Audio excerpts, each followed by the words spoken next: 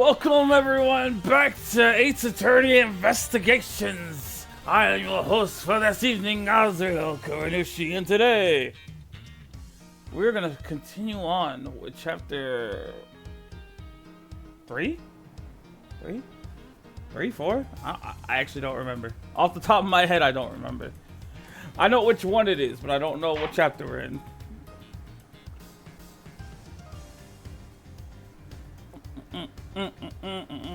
Okay, so episode 3.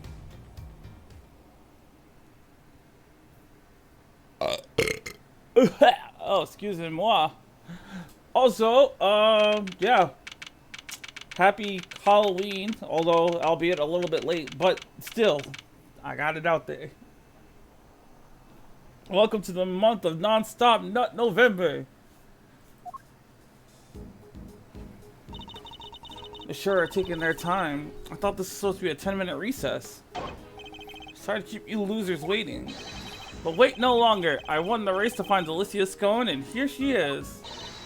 Hello, dears. This lovely young man said you wanted to speak to me. Delicia Scone, purveyor of the most wondrous... Oh, wait, yeah. No, I got it right. The most wondrous wares a pharmacist can offer at your service. Delicia to my pals, and even Miss Delicious to some. You call me the winner, and I'll call you whatever I want. Alright, Winnie Pooh, whatever you say. It's lovely to meet you, dearie. So much for calling me the winner. Oh, have we met before, young man? Get a load of this, Delicia. That's Miles Edgeworth, Gregory's son. Well, I never. It's a pleasure to meet you, Milesy Smiles. If you must address me by my given name, just Miles will do. Ooh, Greggy Peg Legs boy, and all grown up too. Make me feel my age, why don't you? I wonder just how old she is. Eustace, I believe we have some questions for our pharmacist. Oh yeah. What brings you to the gallery today, Miss Scone? Why, I came to see dear old Moody Judy, of course. I wonder why she calls her that. And I bet it has something to do with the fact that she likes to skulk around. Been fast friends for 18 long years, and no one's going to stop me visiting her now. I understand that you helped look after Mr. Gusto in the immediate aftermath of the attack. Oh, I didn't do much, really. Just whipped up a quick antidote for the dear old doctor. Wow, you can make an antidote just like that? Oh yes, dear. As long as I have the right ingredients, I can throw together just about any medicine you like. It certainly helped that the medical room was well equipped, though. We were much better off treating him here than losing vital minutes taking him to the hospital. Anyway, we did what we could. The rest, well, that's up to him. And do you know the victim, Miss Delicious? Oh yes, well, sort of. It's been 18 years since I last saw him. Apparently he's famous these days. One of the best confectioners in the world, or so they say. Interesting. So he's a well-known public figure. Oh yes, dear. He was on the news and everything. Confectionery crafting king of the world, they said. Wow, so the old dog really went to Zhang Fud, upped his game, just like he said he would.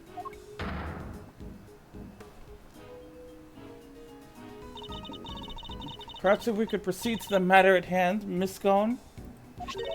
Are you familiar with a substance known as Infesticide Ultra? Of course, dear. You use it to get rid of, you know what. Oh, it's awfully strong now. That's why they won't sell it in the shops. Might I ask what you mean by you know what? The little blighters that frighten the life out of poor innocent ladies like yourselves, like yours truly, that's what. Ghastly little creatures running around people's nice clean kitchens and terrorizing them. I get it. Those. Thank you, Miss Scone. One more question if you don't mind. Are you aware of what happens when the chemicals asphyxion and ubiquium are combined? Oh, yes? It's right there in the Infesticide Ultra instructions. Do not mix with products containing ubiquium, ever. Because if you do, they react with each other and make a horrible poisonous gas. What was it again? Effects of inhalation include respiratory complications and, well, death? Poor old Gussie very nearly didn't make it. To make that much gas, you'd need, oh, probably 500 milliliters of each chemical, I'd say. She certainly talks like a skilled pharmacist. The liquid is awfully thick and sticky, and it heats up very quickly indeed. It's also bright red and smells minty fresh. Oh, and cheap as chips. That's why they use it in everything. It's 6 ounces more watery, and it's white in color. That will do, thank you. You are clearly well informed, Miss Scone. As well I should be, dearie. After all, Infesticide Ultra is made by the company I work for. Damn. That is not good for you. That is not good at all. You are in so much trouble. Well, before you get the wrong idea, they don't go around handing out free samples. As I say, it's awfully terribly dangerous. You couldn't buy it even if you wanted to. Yes, Miss Scone. Very interesting indeed. I think that tells us all we need to know. Strange. I thought she suspected Miss Scone. But something in that smell makes me wonder if she has some other angle in mind. What is it, Detective Flatfoot? Any developments to report? Yes, sir. Turns out the sculpture's glass display case is open from the top. Huh, that's rather unusual. And the temperature inside can be adjusted too, all the way down to 0 degrees. A Pisces case was kept at 26 degrees. Dang near got my hand stuck to it. We're lucky you escaped alive. Anything more relevant to the case? Yeah, they found something on the underside of the top part of the Pisces case. Traces of ubiquium. Oh, now we're talking. That's odd. If there was ubiquium stuck to it, it should have stayed stuck. After all, at 26 degrees, it would have been frozen solid. It would, huh? So, how did things wind up as they are now? I think Kay might be able to help us figure out just that. Or at least Mr. Thief might. Huh. You guys are that desperate to get on my good side, huh? Fine, I don't know what the heck you're talking about, but take it away. Can't believe I'm taking orders from this guy, but whatever. Anything for the truth. Overruled. Damn. Before you get too carried away. I'm sorry, she's just so perfect. She hit that pose just right with that. Before you get carried away, and look at that smile. She's about to ruin this poor girl's day. The goddess of justice has no need of your help. We'll find the truth ourselves. Ouch, why so frosty, Judge G? Your baby prosecutor just gave us the big thumbs up. What's the issue here? Oh, wait, don't tell me the committee has some dirty little secret and doesn't want us finding out. I am not required to explain myself to you. Damn straight, you're not. You tell him, Gavel. But if you feel that you absolutely must participate in the investigation, perhaps you can prove to me that it will be worth our while to keep you around. What exactly does she have in mind here? Who triggered the release of the poison gas? You can answer this question. I will consent to your participation in the investigation. You heard the lady smiles. Somebody opened the Pisces case and let out that gas. Considering what we learned so far, there's only one person it could possibly be, no? Yes, the answer is indisputable. In that case, please kindly provide it now. Oh, this is just to see if we were paying attention, right? Take that! The victim, Carmelo Gusto, is the only person to have entered the Autumn Wing. Thus, only he could have opened the case. Correct. That appears to be the only logical answer. Very well, I will permit your participation in this investigation to continue. However, if at any point I feel you are contributing nothing of value, you will be removed immediately. Understood. If Mr. Gusto did open the case, we still have no idea why.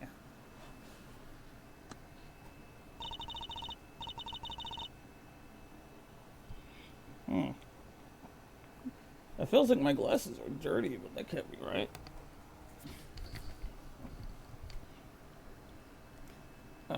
Or maybe they're just not on correct. Alright, Edra, tell me what you want to see. Let's use the data we collected to recreate the scene before the poison gas went off. On it.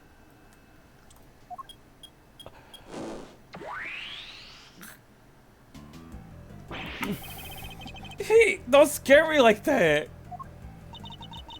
So this is what you were talking about. You're Mr. Thief. Let's begin by examining the Pisces sculpture. It's a generous amount of ubiquitous frozen to the underside of the top part of the case. Yeah, which is what's keeping that lid on real tight. The actual glass lid is all cracked though, right? Somebody really went to town on your little house there, huh, Pisces? And do we have any idea of how the glass lid might have come to be so cracked? Well, it doesn't look like the outer facing side of the glass surface any damage. See, so we have a cracked piece of glass that we know was ice cold on its inner facing side. And we also know that it wasn't damaged in any direct way on its outer facing surface. Thoughts? Ice cold makes me think of the way you glare at people, sir.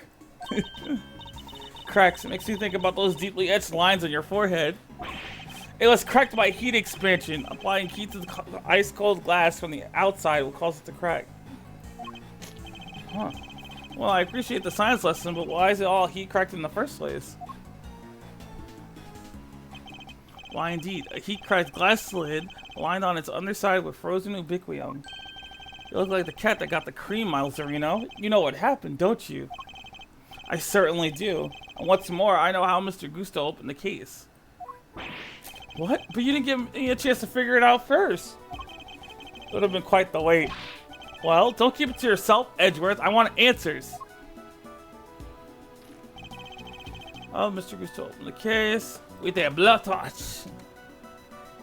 With a blood torch. There we go. The blowtorch showed signs of having been used recently when it was found here in the autumn wing. I think it's likely that it was used on the glass lid, causing it to break. Or causing it to crack. A blowtorch? We used a blowtorch to open a glass case. Oh, I get it. Mr. Gusto was trying to melt the frozen ubiquium so he could open the lid. Indeed. You beat me to the answer by a second, but we'll see who wins in the end. Don't try and tell us you nearly had it. You didn't have a clue. Nuh-uh. It was Edgeworth making things hard to understand. Okay, would you mind updating the recreation so that Mr. Winter could follow along too? Sure, sure. Just for him. Alright, here goes.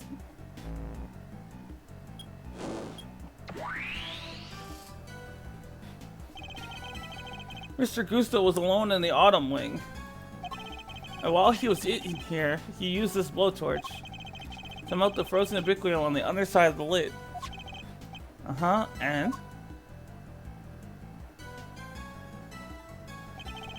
As the ubiquium melted, it mixed with the excipion that was already present inside the glass case,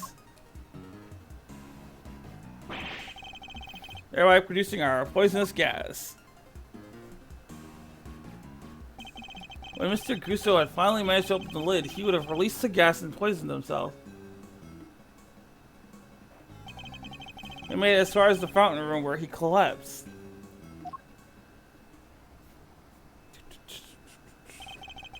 So he opened the case and came out, and out came the gas. Huh? Since he got there in the end. Why the heck a duel did he want to open the case in the first place? See, I was just thinking about that. I was like, we got the what happened, but we don't understand why.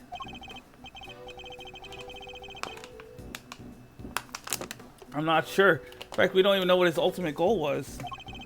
I'm thinking he might have come here for the same reason I did. Check out not the autumn wing, but the winter wing.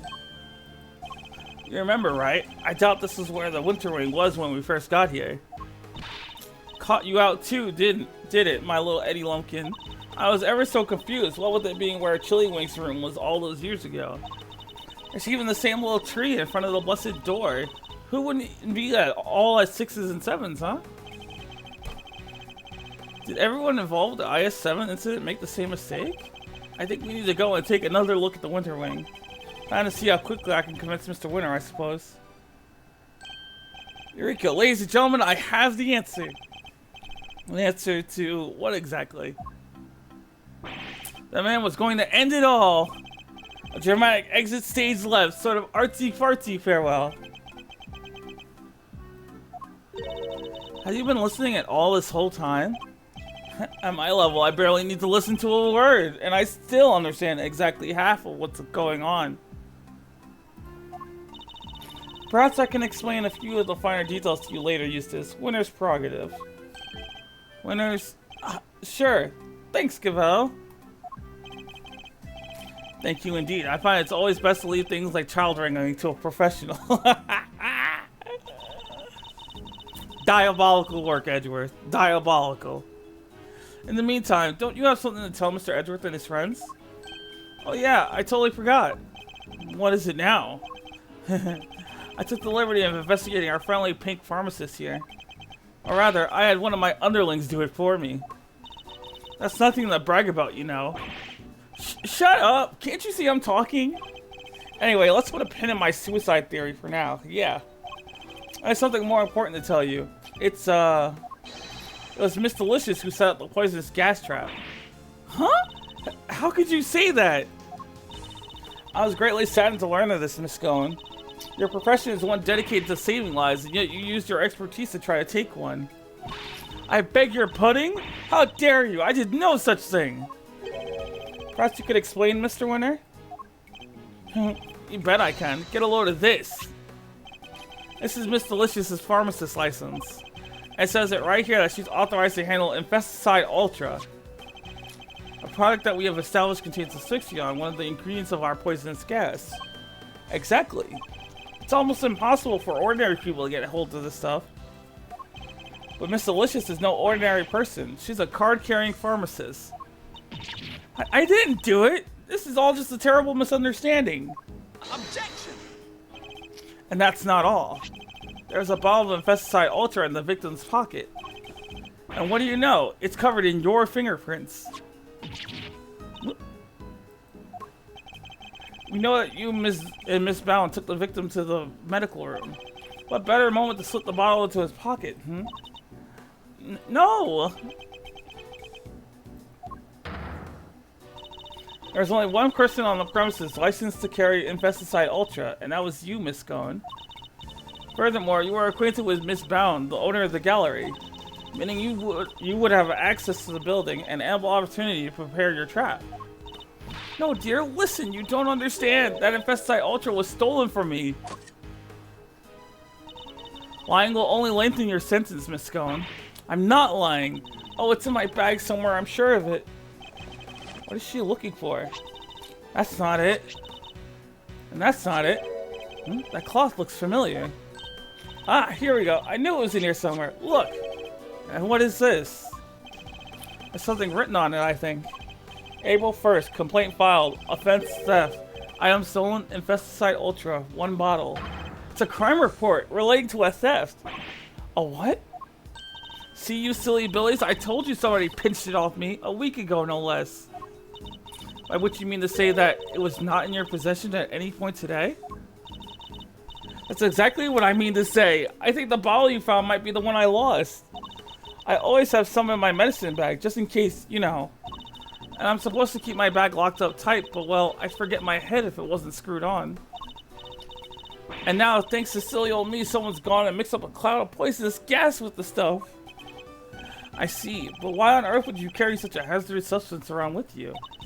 Like I said, just in case. You never know when one of them might appear. Even the ghastly little creatures that run around in people's nice, clean kitchens type of them. You could just roll up a newspaper and whack!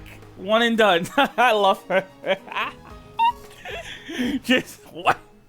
One and done. Well, what do I do now? Of course. I think Kratza might be wise to confirm the authenticity of the crime report, just to be safe. Can't hurt to verify Miss Scone's story after all. She may be lying to us. Good idea. Alright, I'm gonna go give the precinct a call. Don't go anywhere. So Miss Scone might not be guilty after all. Indeed, if she really were the one who set up the poison gas trap, then I highly doubt she would have used a method that directly implicates her. So who do you think did it, Smiles? Someone with knowledge of the victim's likely behavior and the time and the means to prepare. 2 factors which points to one very specific person. Oh yeah? And who might that be? Don't leave us hanging, big guy. Don't do this. But I love her though! Don't do this! Take that! Surely only Miss Bound, the proprietor of these premises, could possibly have prepared in such a way. We'll need some solid evidence to support such a theory, nonetheless. So it was her, huh? Strange. It's like he already knew. Whew, nice shooting, Miles Areno. I might have to make that associate position a permanent deal. That is not what I was hoping for. I'm back with results. The police have confirmed that the theft really was reported and logged. Which means we may have been a little hasty with some of our conclusions, team. I think he thinks that we're all friends here. You mean that every single one of your conclusions proved to be hogwash?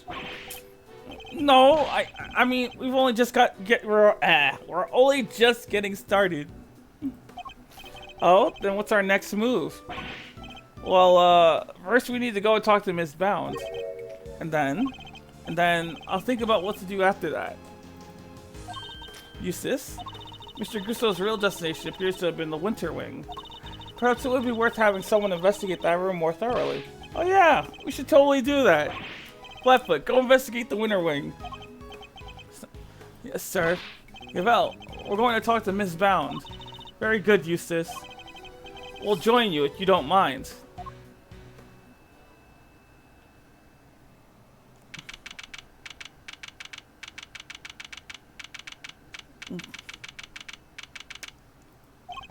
Alright, you have your orders. Go talk to Bound for me. Hey, Mr. Winter, weren't we going to talk with Miss Bound ourselves? Sure, but I thought, why not let the grunts handle the grunt work, you know? Means I could just sit back and wait for their report. A winning strategy. You spoiled little... Ugh, he's so exhausting. I need a break. Huh? There's something in the fountain. Ah! It's a body! On Earth? Order! Order in the court! Somebody call forensics! Bad news, sir. Real bad news. Order! I will have ordered the detectives. The ice sculptures in the Winter Wing. They've all melted. What? Did... Huh? Sir?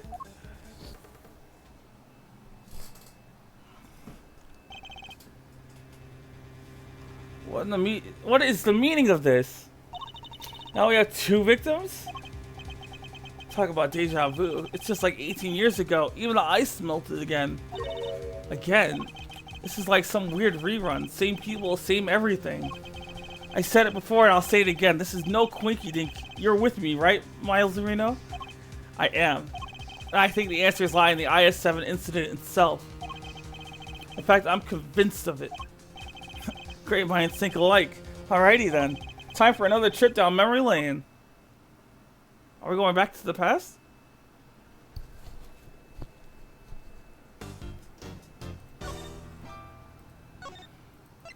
Are we going back to the past? Oh my god, we really are.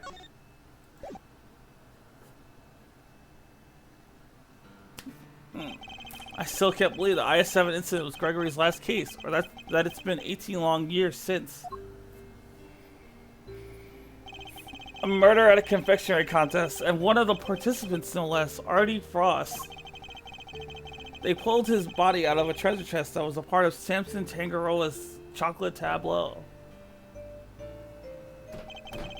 He'd been hit in the head with a large rock salt lamp and subsequently bled to death. We found the lamp hidden inside the candy castle Delicia Scone had made for the contest. But then, before anyone had the chance to investigate Mr. Frost's own room, all of his icy creations had melted clean away. 18 years ago, we're back at it. December 24th, 9:05 p.m. Contest venue, Fountain Room. All Mr. Frost's work destroyed. Mr. Ron Karma wasn't very happy. He told us to get out and in no uncertain terms.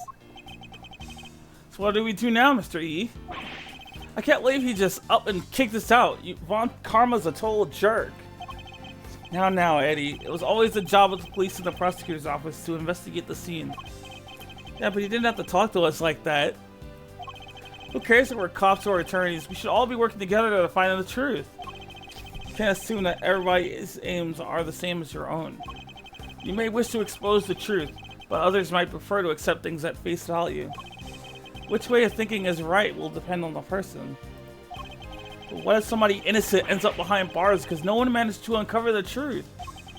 It can happen. We're all human, police and prosecutors included. Which is why defense attorneys exist. Our job is to help people in just such situations. To be friends to the friendless. Friends to the friendless. Now, we may not be able to investigate the winner winged as hope. That doesn't mean we give up. You're right, Mr. E. I'm sorry. I should have thought more before I opened my big mouth. You're young, Eddie. You'll learn soon enough. I will! I promise! My queen! Well, I guess right now she's more of a princess, if anything. Mr. Edgeworth, Mr. Fender, you look like you could use a little pick-me-up. I'm afraid this is all I have, but please, by all means. Whoa! You're the best, Miss Bound! Rather receiving an incredibly sweet. Thank you. A little sugar boost might actually help, although these are a little too sweet for my liking.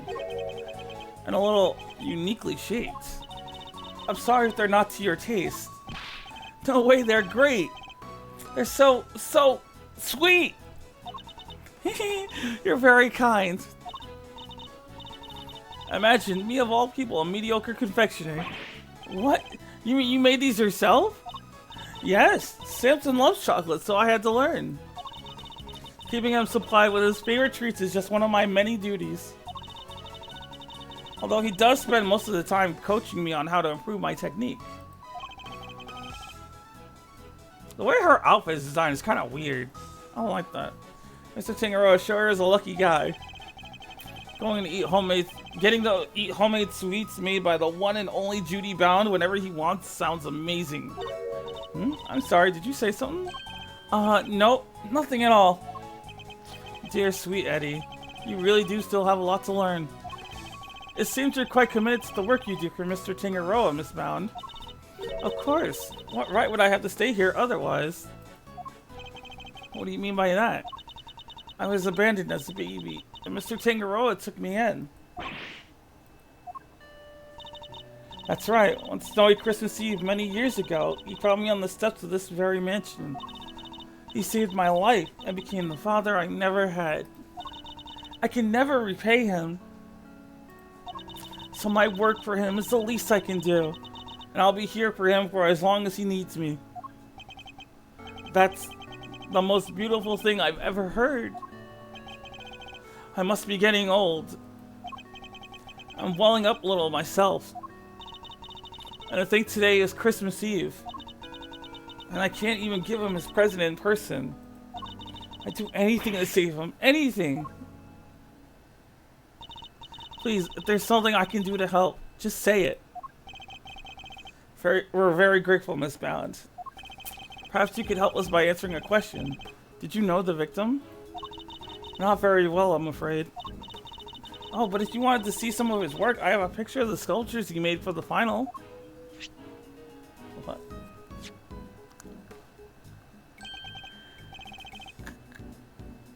Why? They're stunning. Aren't they? I think they're masterpieces. Who would have thought you could make such intricate statues out of flavored ice? Samson adored them too. Well, hey, that's Taurus and Gemini, right? I didn't know you were keen on constellations in the zodiac, Eddie. Oh, I love it. The stories these stars can tell. Take Gemini, for example. See the lyre? That's what the harp is called. And the arrow and the... Hold up. The lyre doesn't have any strings. Huh? Did Mr. Foster get to add them, maybe? It doesn't sound like something he'd forget to do. Wait, really? But I thought you just said you didn't know him very well. Oh, well, he didn't seem like the type. Seems she's got something to hide too. You took this photograph yourself, Miss Bound? Yes, I used this instant camera here. It develops the pictures as soon as you take them. It's so useful. Ooh, I'd love to see it in action. Then why don't I take your picture? Yes, come on, Mr. E. Let's get a shot of the both of us. Well, alright then. It would be a shame to waste a good hair day. He really is Edward's dad. Ready? Say cheese!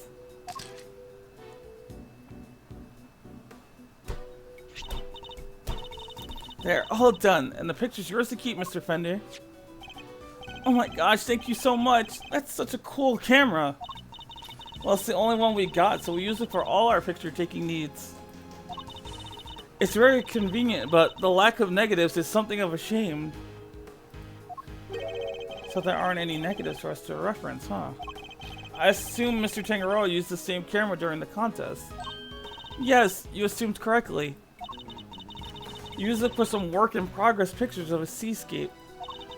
And later to take some photos of the other contestants' work. Didn't you take a picture of the body when you discovered it? Didn't you discover the body while the judging was still underway? Ah, yes. Samson wanted pictures of all the entrance completed rooms. But the film ran out just as he finished photographing Mr. Gusto's work. So he asked me to go put in a new cartridge. He seemed to think there should have been more shots left than there were. In other words, the film ran out sooner than expected. Yes, the number of shots he took didn't line up with the number of shots remaining. But he thought maybe he just lost track somewhere along the way. But had he really, though?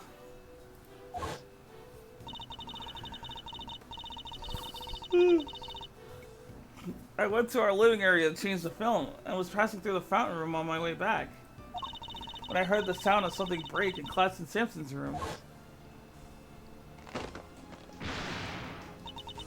Samson, are you in here? Ah! Mr. Frost's body was just lying there. I was in total shock. It was all too much. But I remember, I called the police and then I went to tell everybody else. And the camera, it's been with me ever since. I see. I'd be grateful if you could lend us the camera on this picture, Miss Bound. Of course, here you go. Thank you. Take photos that develop instantly. A new film cartridge has 20 exposures, but there are only 3 remaining.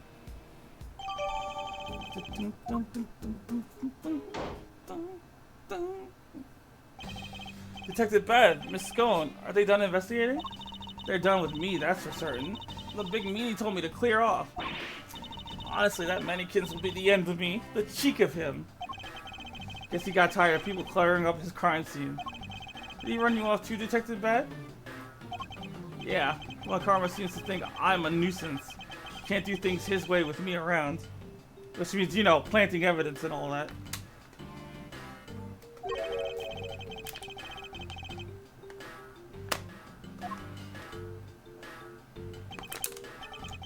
Still got a pretty good look at the scene. As for Gusto, he's enjoying a nice little chat right now in Frost's room. What about? About the fact that Miss Bound says she saw him going in there during the contest. Is Gusto in the Mr. Frost room?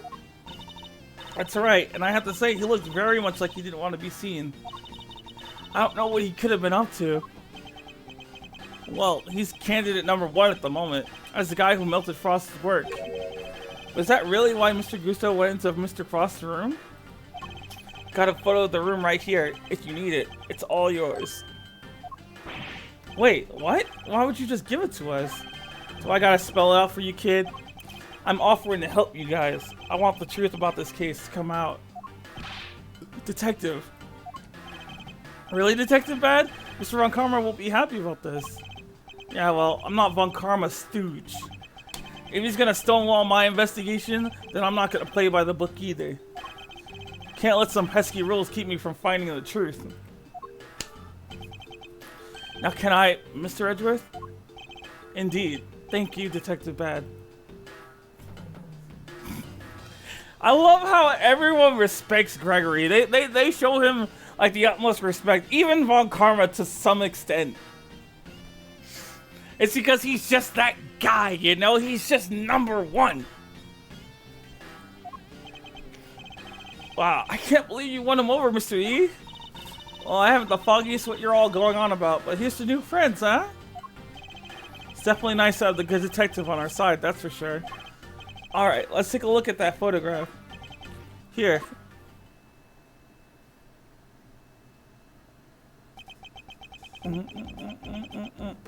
This is what Frost Room looks like right now. Yikes, there's nothing left of his flavored ice sculptures but puddles. The floor appears to be completely covered in a pale blue liquid. I should compare this with the photo I just borrowed from his bound. I assume that the unplugged power cord has something to do with all this. Yep, once that was out of the socket, the display case has lost power, and up the temperature went. It looks like they were all connected to the same power strip. You have any idea why it was unplugged? Nope, we're still working on that. Those sculptures are beautiful. What a waste. You can say that again. I should have taken a few more bites out of them while I had the chance. So they tasted good? Did they ever? I've never tried ice that's so scrumptious in all my life. Really? Man, I wish I could have had a bite. Well, scrumptious except for the salty bit, of course. That was unbearable. The salty bit? It's in the other photo you got there. This bit, the harpy thing. Gemini's Lear. Wait, that's why it had no strings? Because you ate them? I didn't eat that much, you cheeky little devil. I told you, it was all horrible and salty. It's interesting that only one particular part of this one particular sculpture tasted different from the rest. And could somebody other than Miss Goen really be responsible for eating the rest of the strings? Did you notice anything, Miss Goen? Come to think of it, I did. There's a funny little mark on Chillywink's work. It was 2 little letters. Let's see if I can draw it for you. There we go. Yes, it looked just like that. It's almost like a signature or something. Wait. I just knew Mr. Frost wouldn't have made that harp without strings. He's not the type to skip an important detail like that. I hope you don't mind me asking, Miss Bound. But are you certain you didn't know Mr. Frost particularly well? What? No, I barely knew him, I swear. That's so. You certainly seem to have some strong opinions about his attitude toward his work. No, I just... The sculptures are so carefully made, I didn't think he'd miss something so important. I'm sorry, but I don't believe you. You have a more personal connection to his work than that. What makes you say that? I have an item of evidence that appears to have been one of Mr. Frost's possessions, and it shares a key feature with another piece of evidence. Well, I don't know what you're talking about if you don't share. So what are these 2 pieces of evidence of yours? It's the button! Take that! And now the second!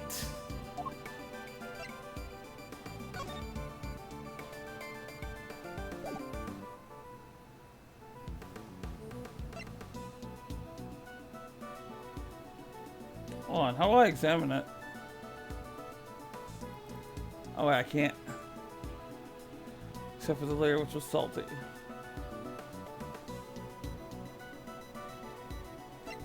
Take that! Okay. No.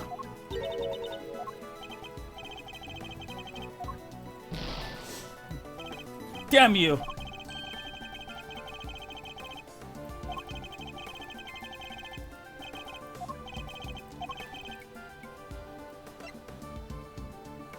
Take that! And now the seconds.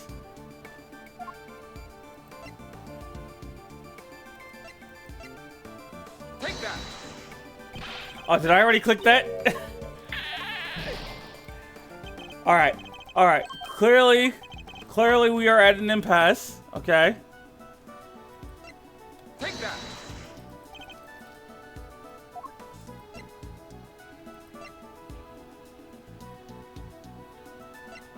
Take that! Okay. So I actually don't know what it is.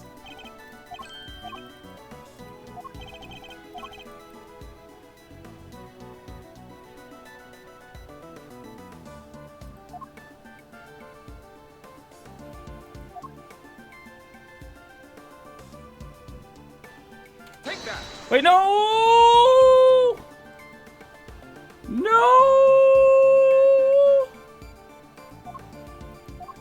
What did I even click? Take that.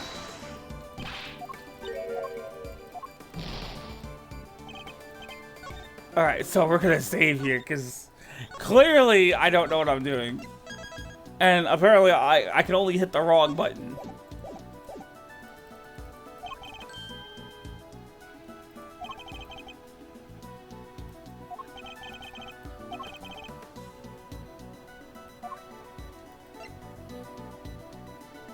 Take that.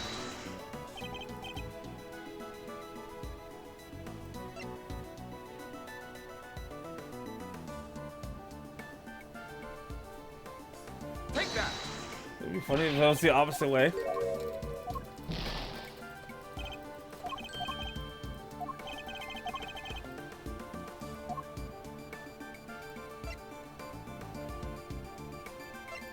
Take that.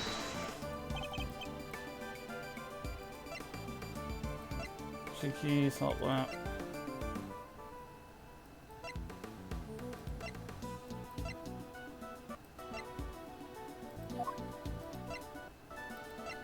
None of these.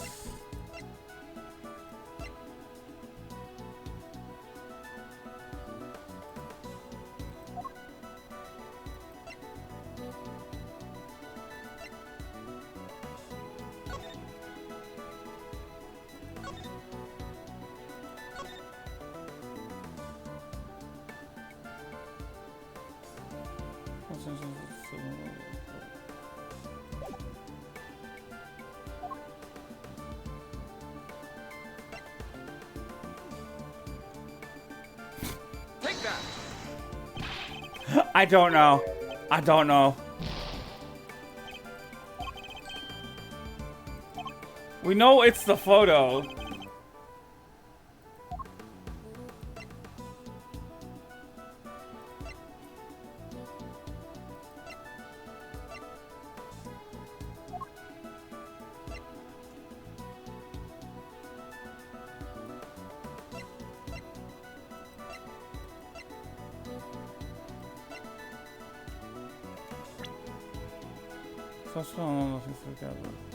Yeah, can we scroll all the way up? No, that's just me getting the wrong thing. Not the attorney's badge.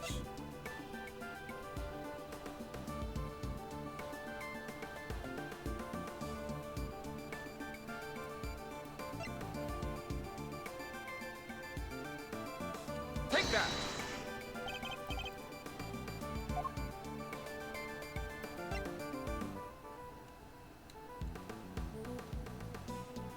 Take that. I don't know.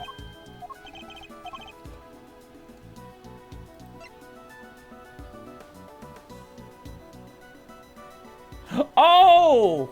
I'm stupid. Take that. I'm so stupid. Take that. Okay, so maybe not that. Maybe not that. But I know that that teapot is definitely evolved.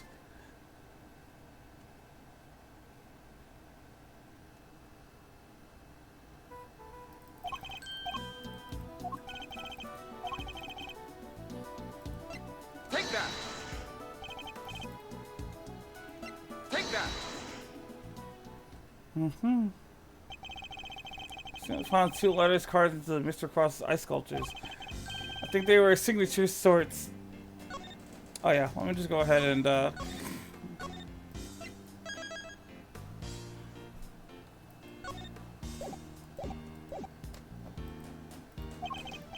it's not unusual for an artist to initial their work. I guess not. It's right, dear. It's just like you said. So lovely statues have the letters PH carved in them, plain as day. PH, shouldn't it be AF? You think so, but take a look at this. It's a seal we found at the crime scene. It seems reasonable to assume that it fell from Mr. Frost's pocket. And when pressed onto the surface of an item, it would leave behind the letters PH. The same pottery mark we see printed on the bottom of the items in the tea set. The same pottery mark. We have already established that the tea set is the work of the sculptor Paul Halik. From that, we can assume that these same letters would mark any item out as a piece of his work. A fact of which you are well aware, correct, Miss Bone? Well, yes. I know that he always marks his work with his initials like that. He's never revealed his true identity in public, so it's the only way to know his works are truly his. You mean Paul Halik was... That's right, Detective. Artie Frost had another identity. He was no ordinary confectioner, at least as far as Miss Bone was concerned. But you...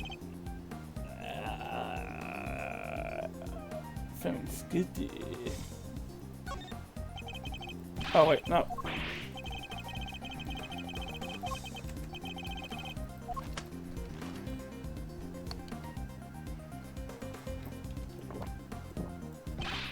World's longest penalty.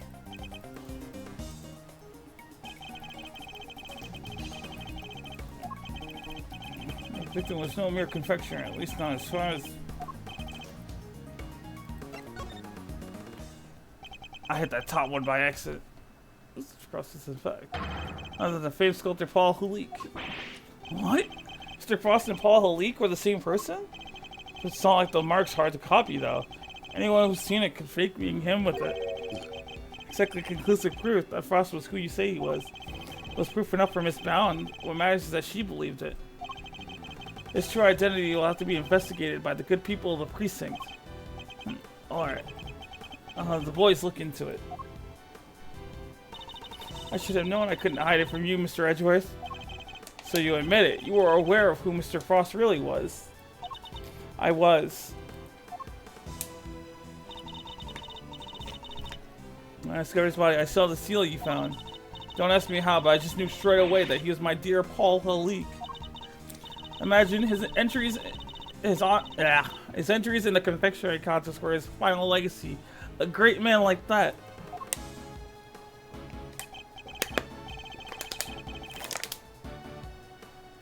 And be honest, did you enter Mr. Frost's room at any point? What? Why are you asking me that?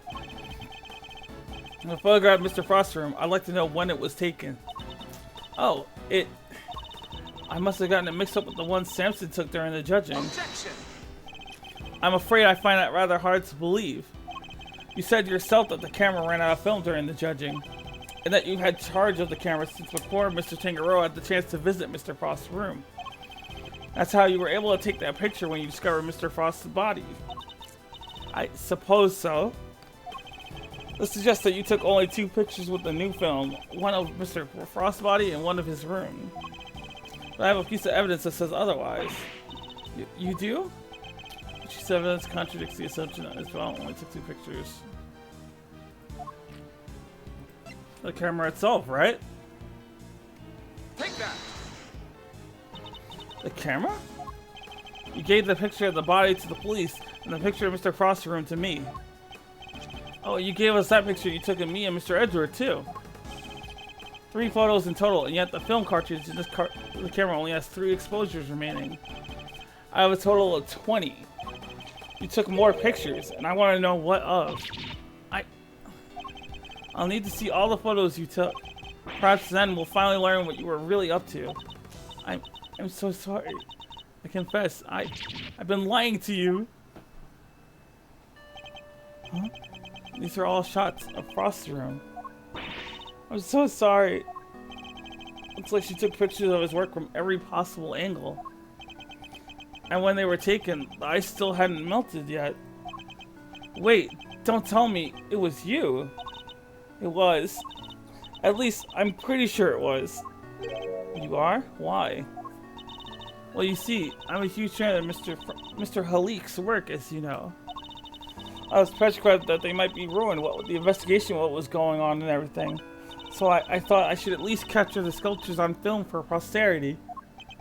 And how did that make them melt? I think perhaps I was so intent on getting the perfect photographs that I might have tripped over the power cord without noticing. By mistake? Are you sure? I didn't notice it at the time, but, well, how could I have been so careless as to cause the loss of his final masterpiece? That seems a little convenient to me. I'm not sure I believe it. But I'm not in a position to refute it either.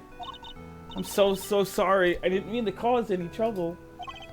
Please don't worry about it. The important thing is that you told us the truth. What he said. No hard feelings, Mrs. Bound.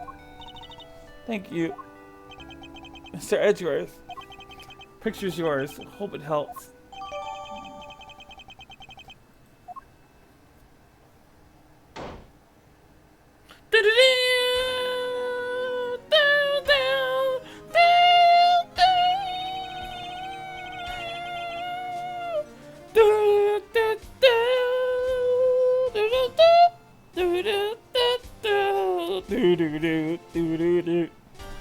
I'm sorry.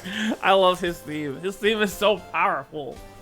Are you infernal nuisances still here? You don't know when to give up. Linger for as long as you like. The answer is still the same. You are not part of this investigation.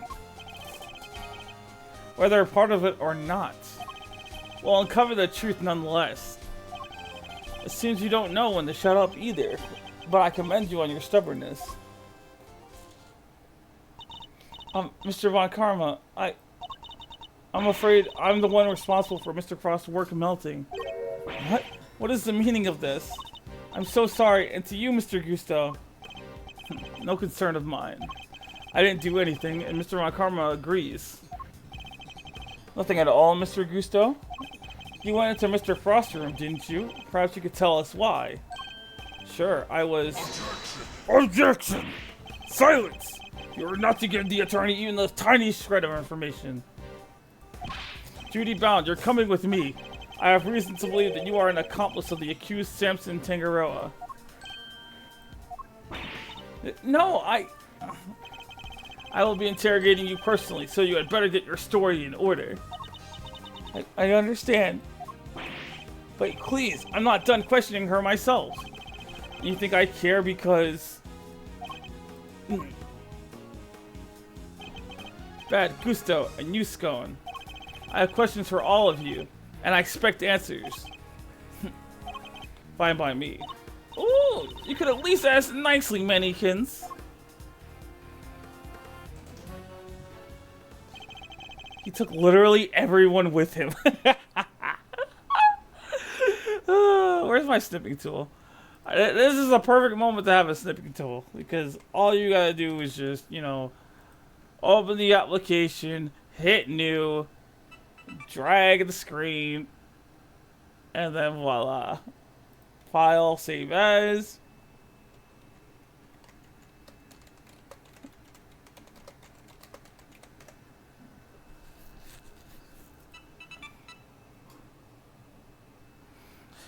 Oh, I got an idea disappointment. Indeed. Well, I suppose that means there's little point in us hanging around here either. That's the time we got going anyway. It is rather late. I hope the snow is let up. You're right. Home time. Guess my stomach's in agreement too. Alright. Let's go grab a burger. Before my own stomach starts grumbling too. Sounds good to me. Let's eat up and rest up. We'll need to be fighting fit for tomorrow. We will indeed. And our first port of call will be with Mr. Tangaroa.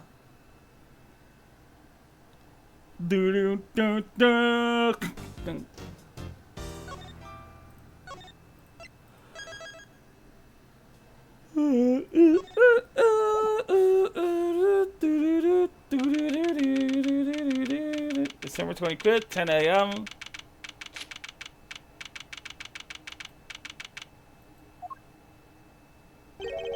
Hey, it's Miss Bound. Oh, Mr. Fender. Mr. Edgeworth. I'm so sorry about what happened yesterday. She looks rather tired. Is Miss Von Karma finished interrogating you? Yes, even though he really only seemed interested in how I melted those sculptures. Are you here to see Mr. Tangaroa too? Yes, I'm terribly worried about him.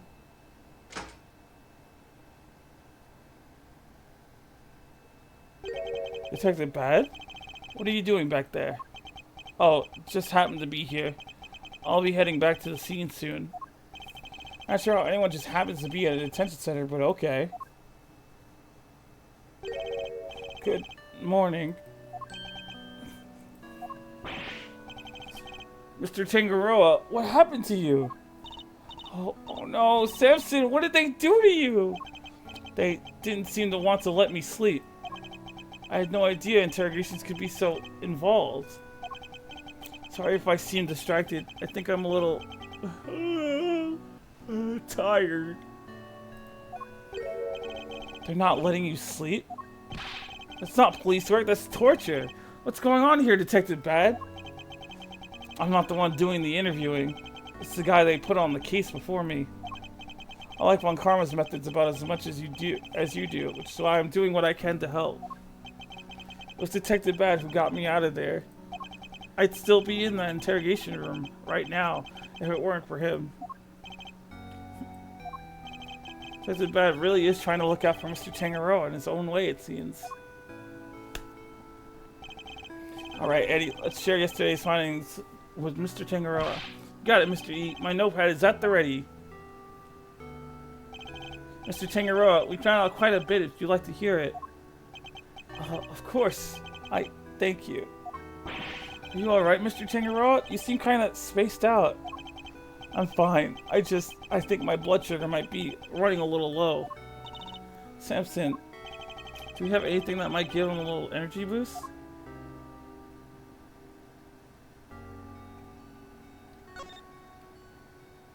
Quick. Huh? Is that chocolate for me? Oh, those are the chocolates I wish I could just give them to you, Mr. Tangaroa. But the rules here don't exactly allow me to do so. Oh, that's a shame. But rules are rules, I suppose. There must be some way we can hand them to him. Detective Bad is noting of meaningful looks in his direction. Let me take a look at them. If they seem legit, I might consider passing them on to the suspect. Thank you, Detective Bad. My hero! I'm touched. Thank you, Detective. Yeah, whatever. Just sit tight.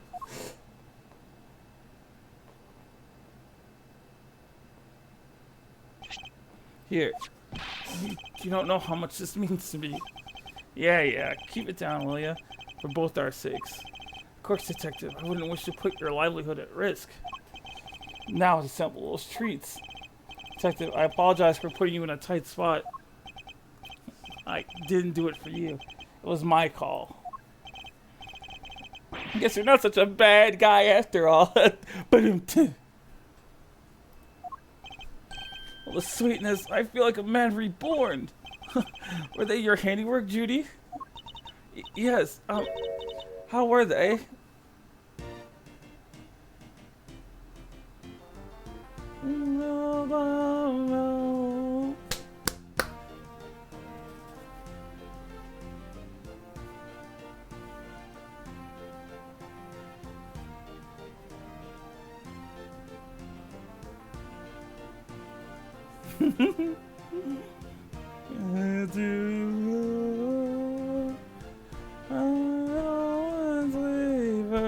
The taste as it flows. Delicious. Not exactly beautiful, but they're sweet and also flavorful. Thank you, Judy. I'm so glad you like them. I'm glad you're back to your old self. My apologies, friends. The food they serve here is just so flavorless. Between that and the lack of sleep, I was about ready to collapse from sheer despair. Oh, is the food here really all that bad? Just the usual French fries, ham sandwich, stuff like that. Yes, and yet I couldn't taste a thing. Anyway, I'm heading back to the scene. Before you go, Detective, do you have any new information to share? Oh yeah, you were right about the victim's identity. Frost worked as a sculptor in France, where he was known as Paul Halik. Artie Frost was Paul Halik? I never would have imagined. For Mr. Halik. So the famous French sculptor wasn't a Frenchman after all, huh? So it would certainly explain why Mr. Halik was such a recluse and refused to show his face in public. He was busy working on his greatest masterpiece, apparently. A bunch of Zodiac statues. Guess he'll never finish them now. He never finished his greatest masterpiece? Nah, it seems he was making statues for each season. but he never got around to the winter constellations. Winter constellations? You mean Taurus and Gemini? So the two he made out of ice would have completed the set. Yeah, and now they're nothing but puddles. What a bummer. I'm so sorry.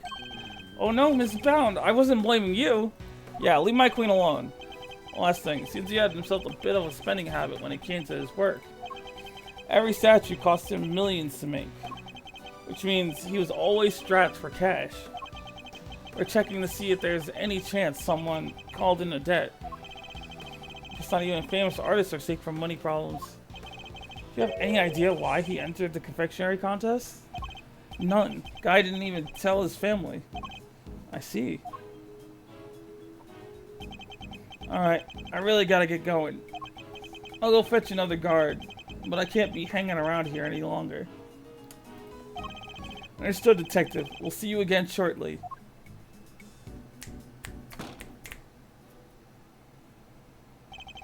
He's a good man. He certainly is. As an uncompromising one. Somebody who can be trusted to stand up for what he believes in. And to scare the pants off of anybody new he meets. Now, you were going to tell me about what you learned yesterday? Of course. Allow me to give you a full report. Thank you for that. Allow me to apologize on Judy's behalf. I'm so sorry. It's fine, Mr. Tangaroa. As I told you yesterday, the important thing is that we learn the truth in the end. Now, would you mind if I asked you a question or two? By all means, I'll gladly share all that I can. What can you tell me about the contestants who took part in the final round of the contest? Let's see, there was Miss Scone. I loved her design concept. Unfortunately, her entry was in violation of the rules, so I had to disqualify her. Mr. Gusto's creations were a perfect balance of flavor and design, at least up through the semi-final. But disappointingly, his entree for the final was subpar on both counts. There was actually something a little unusual about his entry for the semi-final as well. Which was, it tasted identical to Mr. Cross. They may have looked different, but I could have sworn I was eating the same thing. Huh? What exactly does work look like? Oh, there should be a photograph back in my mansion. I'll show it to you later, Mr. Edgeworth. Much appreciated, Miss Bound. But Mr. Frost's entry for the finals, that was truly sublime. So you were able to finish judging it, even though his body had been discovered in the meantime? Yes, I wasn't aware of what had happened until after I'd completed my assessment. Mr. Frost wasn't in his room when I visited, so I took the liberty of sampling a bit. Part of the Lear, I believe. Never tasted anything like it. It was like a dream. I was so moved that I burst into song. I'm sorry, but are you saying that the Lear tasted good? I'd like to hear more about that if you don't mind. You're quite sure it was the Lear you tasted when you sampled Mr. Frost's work? I'm certain of it. It was part of the Gemini sculpture, which was the only sculpture in that display case. Mr. Tangaroa, would you mind taking a look at this photograph for me? So the part you tried was the Lear, the one shown here without any strings? Oh, there were strings originally. That was the part I ate. So the strings were missing because Mr. Tangaroa ate them all? And he enjoyed them? Miss Scone told us she ate a part of the Lear as well, but she said it was far too salty for her to finish. Then it's true. The truth is, I suspected for a while that there might be something wrong with my sense of taste. Something wrong? How so exactly? There's a taste disorder characterized by an inability to detect salty flavors. And I suspect I've been suffering from it. I eat so many sweet foods on a daily basis that it took a while for me to even notice. But there's no denying it now. I explain why the food here seems so bland to him. What? But your taste buds are your livelihood! Even if there were some long-term treatment option, I highly doubt a total cure for your condition exists. Nevertheless, you should put in a request to the police for a proper evaluation. Oh, that won't be necessary. I have a recipe for a cure back at my mansion. You do? I do. You can take a look at it for yourself if you like. Samson, we can't show that recipe to just anybody. Judy, Mr. Edgeworth is hardly just anybody. He's my attorney, and I have no secrets from him.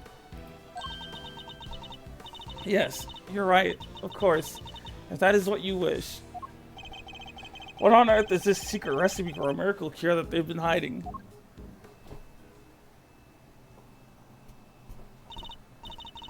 Well, I suppose I should be getting back.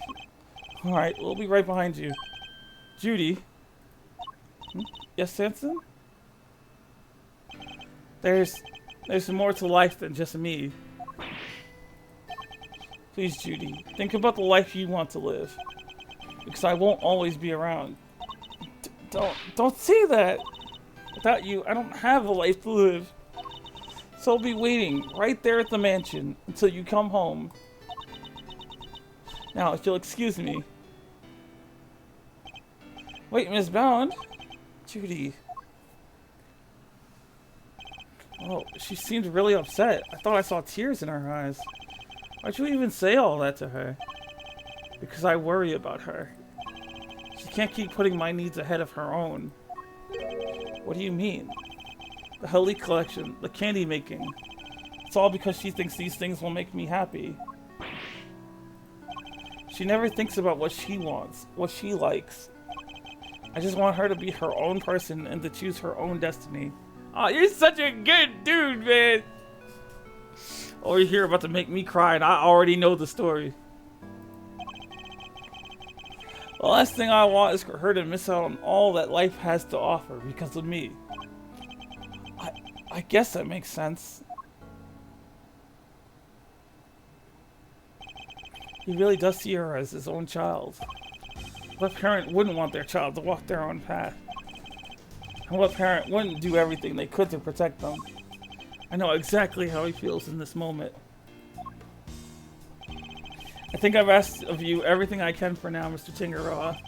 We should be getting back to the scene of the crime. Oh, you're leaving? I see. I suppose I'll be going back to the interrogation room for another session. Yes, we'll have to do something about that. You'll speak to the police for me? That too, but I'll be putting something else in place as well. An ace up our sleeve for when the time comes. I look forward to learning more. I'm counting on you, Mr. Edgeworth. We'll be back to brief you, Mr. Tangaroa, every day. And Judy too. Thank you, Eddie. I'll look forward to it. Mr. Tangaroa, your interrogator will do everything in his power to extract a confession from you. I hate to see an innocent man suffer like this. But please, you have to do everything you can to hold out. If you can't, Mr. Ron Karma will use that confession against you for as long as this case lasts. And it will make it that much harder for me to save you. I understand. And I'll try. I won't give up until you're out of there, Mr. Tangaroa. You have my word on that.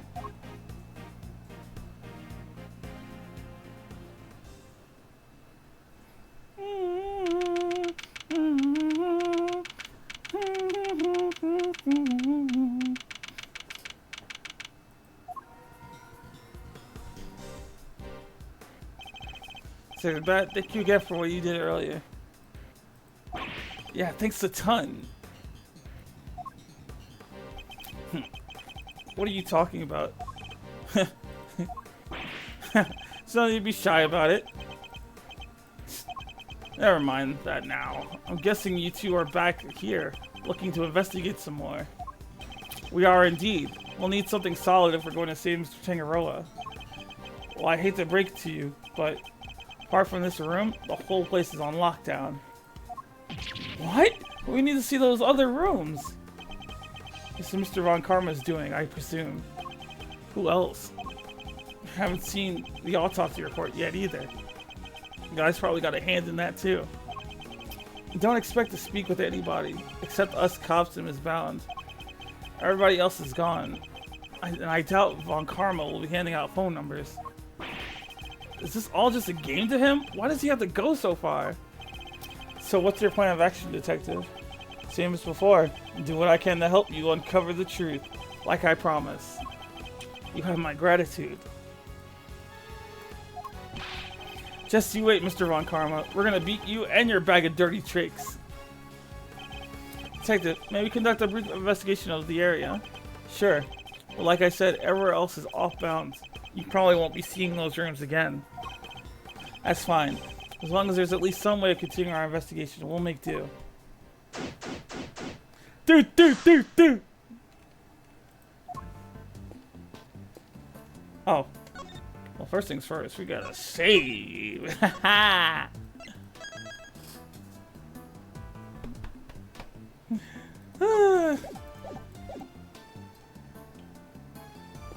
I'll say it again. I love the relationship between Judy and Samson. They're just such a greatly written characters. So we're here to continue our investigation. Oh, Mr. Edgeworth, I'm so sorry about earlier. She's still looking kind of down in the dumps, Mr. E. She must have been greatly taken aback by what Mr. Tangaroa had to say. I found the photograph of the semi-final entries for you. Here, it's all yours.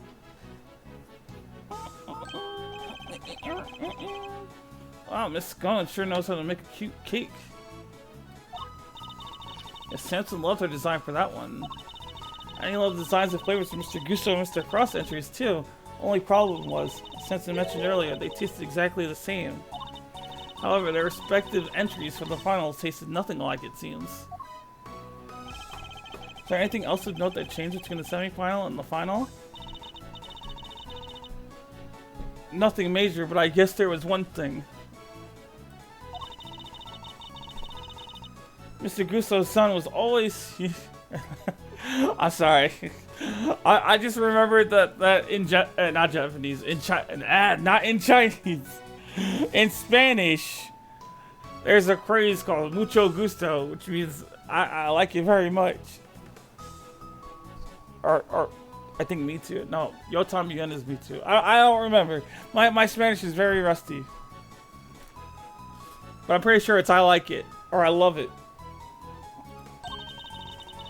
Well, he was nowhere to be seen during the final. Why did his son come and hang out at a contest venue of all sorts? Sure you're happy for us to keep hold of this? Of course. I hope it helps with your investigation. Oh, and I also have the book containing the recipe for the cure Samson mentioned. We've seen this book before. It was in the chocolate frame in Tangaroa's room. That's right. We put it on display there so that everybody could see the grand prize. What, the cure is in the ultimate cookbook? So it's not a book of dessert recipes, I take it. Oh no, we told the contestants, of course. But I guess nobody told you yet. So the contestants all knew what the ultimate cookbook was this whole time.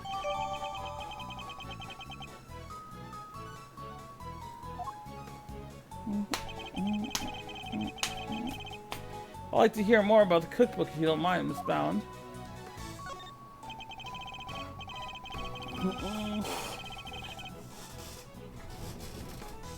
Wait. That's weird, because when my back scratcher was on the ground. Because it's not on the bed, and it's not on the desk. Oh, wait, is this it? Yeah, wouldn't know, because I can't reach it. So if I understand correctly, the Ultimate Cookbook is actually a collection of recipes for different medicines. Exactly, or rather totally new medications that haven't made it to market yet, to be precise. To the right buyer, a pharmaceutical company, for example, it would be worth a fortune. But why make that the grand prize in a confectionery contest? So Tangaroa is the sole heir to the Tangaroa family fortune. Perhaps you've heard of the Tangaroa Group? The Tangaroa Group? Yeah, I think I've heard of them somewhere before. It's a major pharmaceutical corporation. Sells all kinds of pills and poisons. Oh yeah, that new Cold Killer Pro has been making some real waves since it went on sale. I always reach for a cold killer when I'm feeling under the weather. Which is never, as far as I've seen. I'd like to hear more about the Tangaroa Group, if you don't mind. So did Mr. Tangaroa not want to take over for his parents and go into the family business? No, he preferred the idea of making people's lives better through the power of confectionery. And his parents supported him in his quest to become the best in the world. Then, when they passed away, he inherited the cookbook. But why would he make such a valuable heirloom a mere contestant prize? He's been hounded by so many people looking to make that book their own. He was tired of it. But it would have been an insult to his parents' memory simply to give it away. So he decided to find somebody he felt was worthy of it. I'll bet the board of directors loved that. Handing over the fruits of all their expensive research to someone else. They hated the idea, of course. Which is why Delicia entered the contest. The Tangaroa group wanted her to win the book back for them. So you knew she was a pharmacist all along? Yes. And not only that, I told her how to appeal to Samson's taste. I tried to help her win. But why? I wanted to protect Samson by protecting the Tangaroa group. If that cookbook fell into another company's hands, the board would never forgive him. So I wanted to find a way to keep it with the company, but in a way that Samson couldn't object to. So that's how Miss Scone managed to make it so far in a contest she had no business taking part in. But Miss Scone wasn't the only one pretending, was she? Mr. Frost wasn't really a confectioner either. And he still made it all the way to the final just like she did. Not bad. Yes, it's unbelievable, isn't it? Such a talented sculptor, and a gifted crafter of desserts, too. Gifted indeed, judging by the standard of his work in the final. But how did one man produce pieces of that size and quality in such a short period of time? I'm not sure I have much more to tell you. But if there's anything else I can help you with, I'd be happy to, of course. She's certainly very keen to ensure that she does all she can for Mr. Tangaroa. I could certainly use a cup of the tea you made us yesterday, if you wouldn't mind. I think that might help move the investigation along nicely. Ooh, I'll have some too! Your tea is to die for, Ms. Bound. Well, how could I possibly refuse? I'll bring it right out. You know, I think that cheered her up a little.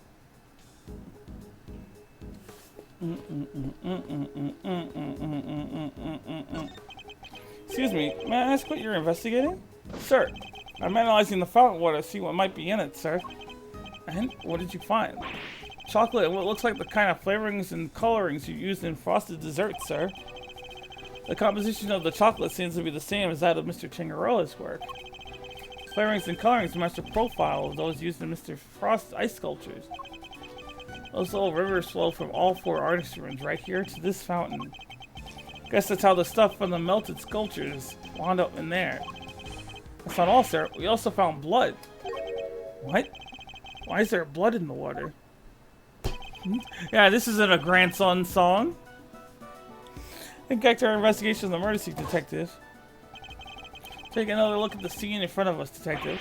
A very conspicuous pool of blood that should be here is clearly missing. You're right. Don't remember anybody else mentioning that they removed the blood along with the body. I think this blood was mysteriously absent. As was the part of the chocolate chest it had pulled on. Oh my god.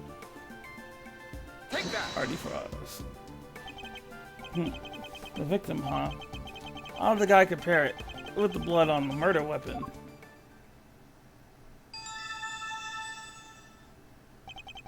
It's a match. The blood in the fountain is Frost. Why would someone want to send the victim's blood downstream and into the fountain like this? Really? That's it? We learned a little more about the contest participants. I was going to say contestants' participation. But there's still one question involving Mr. Gusto for which we never got an answer. Nothing at all, Mr. Gusto. You went to Mr. Cross' room, didn't you? Perhaps you could tell us why. Sure, I was... Silence. You are not to give the attorney even the tiniest shred of information. What was he doing in Mr. Frost's room? That's not all. I also have questions about the work he submitted for the semifinals. A confectioner who admits to lacking design sense, and a sculptor with it in spades. Mr. Gusto could not have hoped to win such a high-level contest by himself. Which is why I'm beginning to wonder if there was some sort of connection between him and Mr. Frost. Detective? I need to ask Mr. Gusto a few more questions. His story still doesn't quite add up for me. Me neither. We need to figure out how to get in touch with him. Oh, do you now?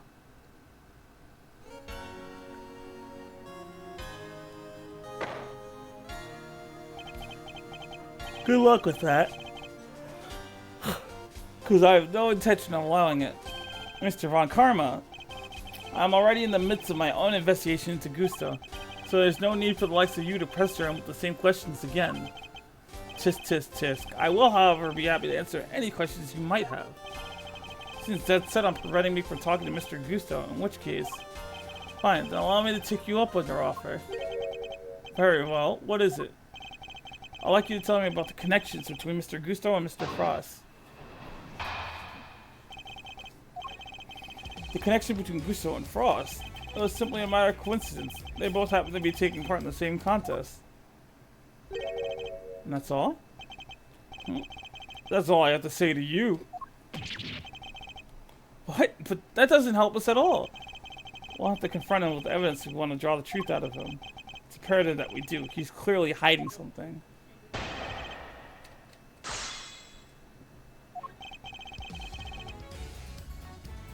Hold it. If you're asking of the connection of some sort, and if you would cease your baseless interruptions, I will happily tell you what it is. Just for a courtroom, I would have you removed for contempt. But isn't that solely the judge's purview? Yeah, a Judge Von Karma would probably have dancing to his tune. What? Even judges are scared of him? Won't be an easy trial, that's for sure. Please, Mr. Von Karma, continue.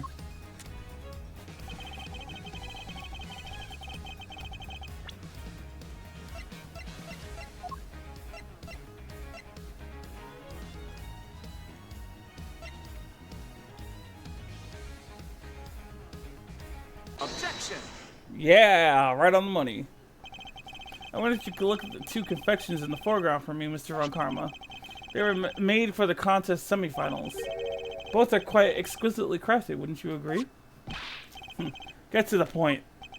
As the name clearly suggests, these are Mr. Gusto and Mr. Frost's entries. Mr. Gusto told us that confectionery design was far from his strong suit. And yet his work in the picture is just as good as Mr. Frost's. Exactly as good, in fact. I learned from another witness that their two entries also tasted exactly the same. What are you suggesting? I'm suggesting that they were helping one another out. Let's take a closer look, shall we?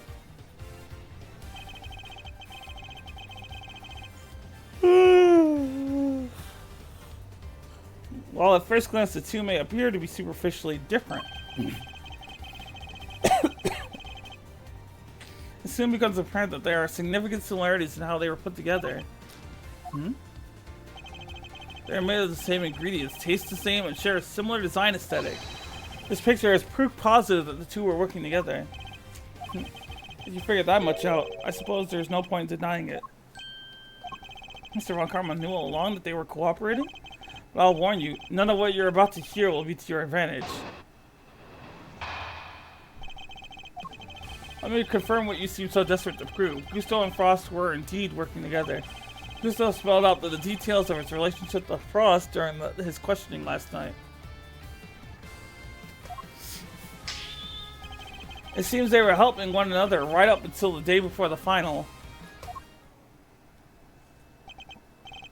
So you knew that the two were cooperating. Mr. Von Karma, why are you trying to bury the truth? Please, enough with the petty slander. I merely wanted to avoid you poking your nose around before I could provide proper context in court. It simply slipped my mind to explain that to you. It doesn't explain why he's being so slippery with the facts, though. I need to figure out what it is he's hiding. I can't let things end like this.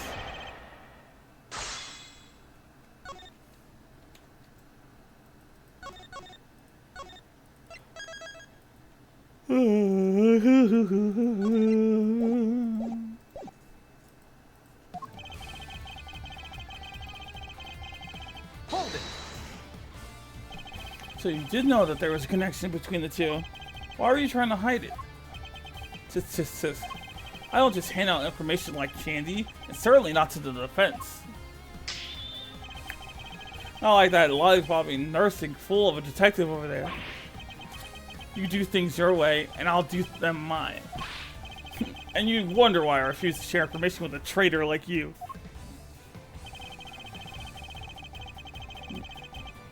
Hold it.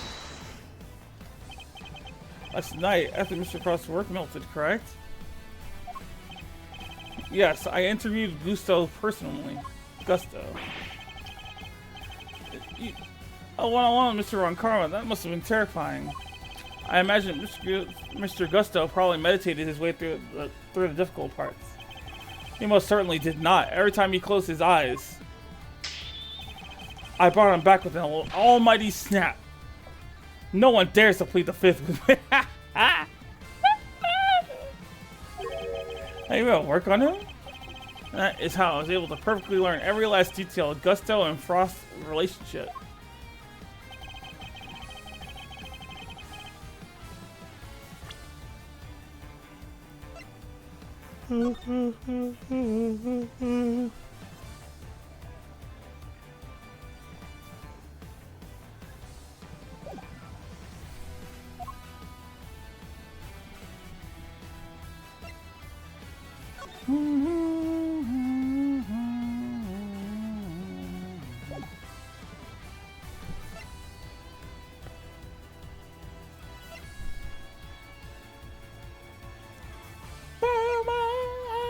Wait, no.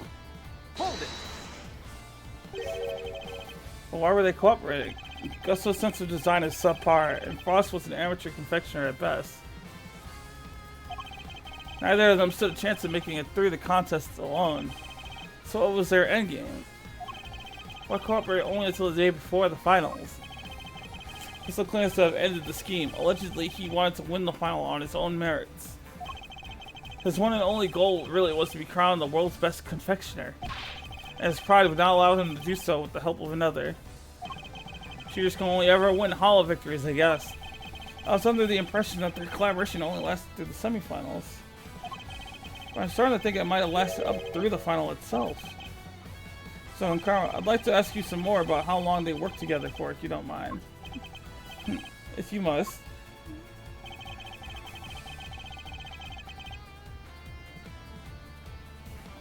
Hold it. Well, yes, I'm not objecting to your characterization of Mr. Gusto's design sense. Yeah, he admitted himself he isn't all that great. He made what he alleged to be a likeness of me. Just thinking of the abomination he came out with turns my stomach. Yeah, I kind of like the guy's work. An artificially rich amateur and an artistically impoverished professional. In a way, it was inevitable that they would wind up working together.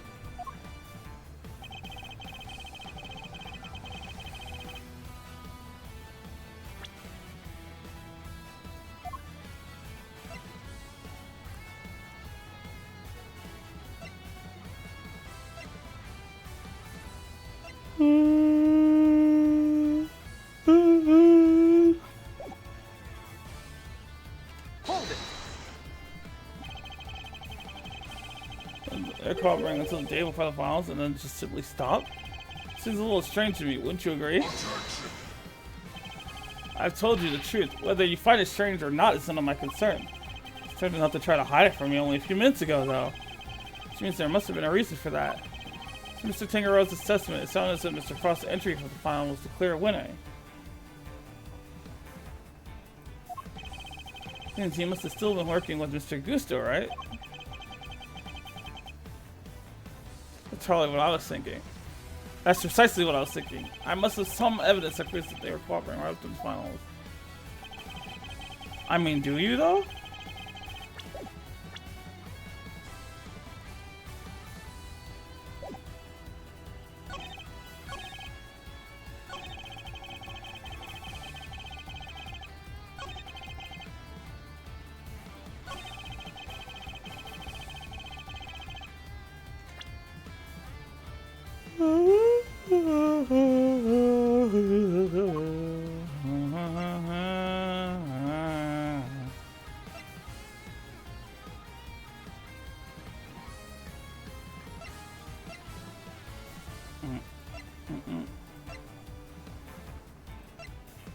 Objection. There we go. I was really just reading and taking a guess because I actually didn't know. They weren't working together during the finals? I find that a little hard to believe. Miss Scone is on record as having described Mr. Frost's creations as scrumptious. While he was certainly skilled, I doubt he could have become a world-class confectioner overnight. It seems far more likely to me that he and Mr. Gusto were still cooperating during the finals. Objection. Sometimes must I explain this to you? Assertions require proof, and one person's entirely subjective statement is not proof of anything. Besides, even amateurs can occasionally make delicious food. Perhaps Frost was simply lucky. My wife, for example, is an amateur whose cooking puts first-class chefs to shame. How is that not an entirely subjective statement? Furthermore, you are ignoring another crucial part of the pharmacist's testimony. Namely, that she also describes some of Frost's work as having been unbearably salty. In other words, your evidence actually shows that Frost failed to produce the perfect confectionery. Tisk, tisk, tisk. No more objections, I take it? There must be some way I can prove that Gusto and Frost are still collaborating. Mr. E? That's something that's been on my mind. Yes? What is it, Eddie? Mr. Frost's entry into the finals, wouldn't it have taken a while to make? I'd imagine so. Mickey flavored water, freezing and all, and then carving 2 whole sculptures? Could he really have done all that and helped Mr. Gusto with his work? If it was me, I'd have barely gotten as far as the setting of the flavored water out the freeze part. I just can't see how Mr. Frost could have pulled it off. Perhaps there's some lawyerly instinct in you after all, Eddie. Your pondering certainly points to another possibility.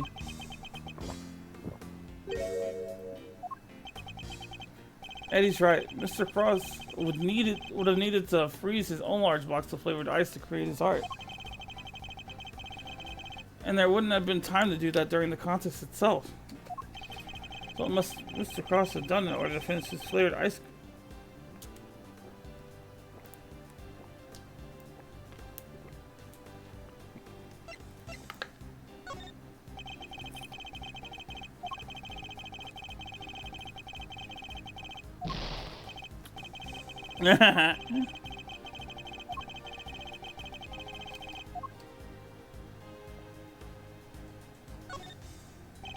He must have made the flavored ice the day before. Then all he would have had to do was sculpt it. What are you muttering about now? Oh, I'm sorry. I just realized something, that's all. I realized that you're correct. What? Mr. E? I hope you know what you're doing. Oh, accepting defeat at last, are we? The only thing I'm accepting is that perhaps one of the things you said was true. They were helping one another right up until the day before the final. Just as you said, the day before the final really did mark the end of their collaboration.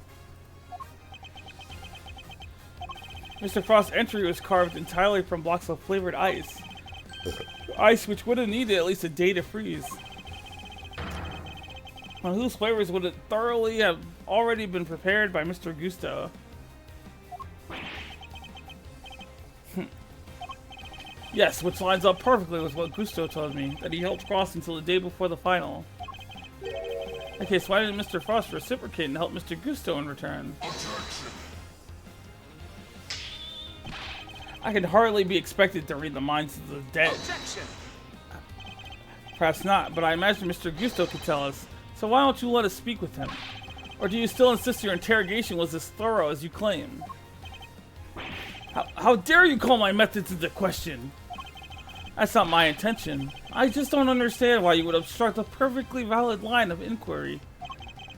Give me one good reason as to why you're keeping Mr. Gusto from me. One good reason, certainly. The how and why of Frost and Gusto's collaboration have absolutely no bearing on this case. Objection. How can you possibly say that with any certainty? If their relationship had broken down for some reason, that could very well have been the motive behind this murder. Objection. Could it indeed? But why did Gusto himself tell me all about it? Why did the man you seem so keen on accusing share the details of his collaboration with the prosecution? Please tell me you have some proof to back up your preposterous suspicions this time. My theory is that he's using it to twist the story, but that's just me.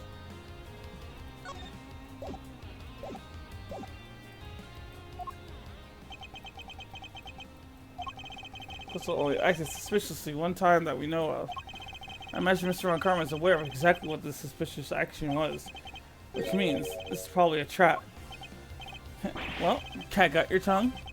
Well, even if this is a trap, I can't back down now. Mr. Gusto snuck in the Frost room. I still don't know why. That fact alone is reason enough to suspect him. Tisk, tisk, tisk. If that's your only concern, then allow me to clear it up for you. I knew it. It was a trap. I was saving this for the child, but consider it a taste of things to come. Plus, I'd hate for the proceedings to drag on because of your needless interjections. Here, take a look at this. That's Gusto and Frost and their sons. Gusto snuck into Frost's room in order to retrieve this photograph. But why? It seems their sons attended the same elementary school. Gusto was concerned that the fact that Mr. Frost and his acquaintance might place him under undue suspicion. A concern that you have just proved was entirely well-founded. Gusto's actions make perfect sense, and you have given me no reason to believe otherwise. No! Evil smile. He's never going to let me talk to Mr. Gusto.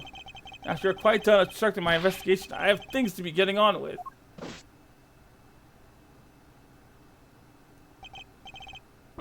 This self-righteous jerk. I'll give him something to be getting on with.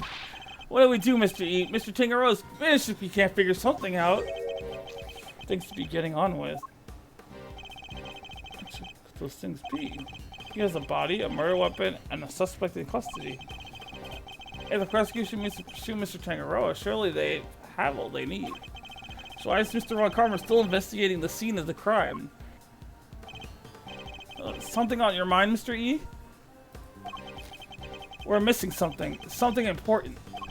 Mr. Von Karma has everything he needs to proceed with the prosecution of Mr. Tangaroa. And yet he still doesn't seem entirely confident of his case. If he was, why refuse to share information with Detective Baz? I haven't seen the autopsy report yet either. Guy's probably got a hand in that too.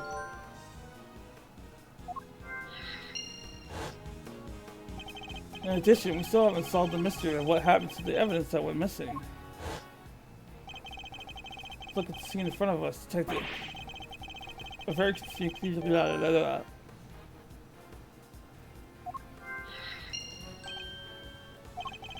Alright. Don't remember anybody mentioning they removed the blood along with the body. Turns out not in Mr. Tangaroa's room, but in a most unusual place. It's a match. The blood in the mountain. Yeah. So there were no traces of Mr. Frost's blood left in Mr. Tangaroa's room. Yet we found some in the fountain instead. Why?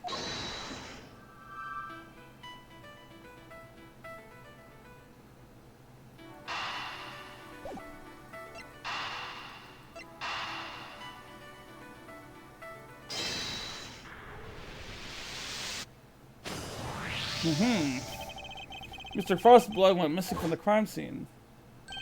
The traces of it showed up in the fountain. Why go to the trouble of removing the blood from the scene after the body had been discovered? And why only the blood? Surely the boat would have also been in the way. Wait, could somebody have moved the body aside to get to the blood?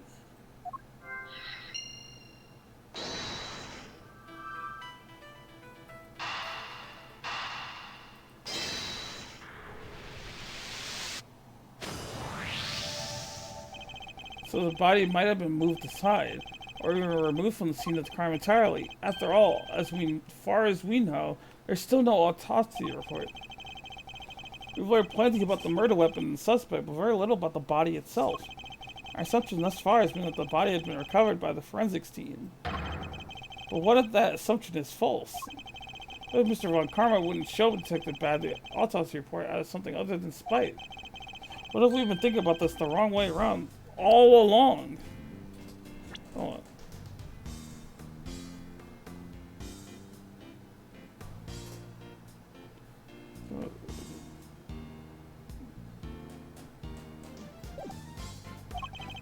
Question isn't why did Mr. Von Karma hold back information about the body? It's did Mr. Von Karma even have any information about the body in the first place? How do things look from that angle? Perhaps the body had been removed by the police in order to carry out an autopsy. It's already been removed and hidden away by the culprit before their arrival. We both heard the rumors about Mr. Von Karma's questionable methods. Fabricated witness statements, shady details, forged evidence even. Sure, everybody's heard of that stuff, but what's that got to do with us right now? I would never judge a person on the basis of rumors alone. Even Mr. Von Karma. I tried my best not to let my preconceptions color our interactions with him. Nonetheless, it appears he may indeed be willing to twist the truth to his own ends. Twist the truth? You mean he's been playing dirty? I fear he might have been, and still is. I'm not about to let him get away with it.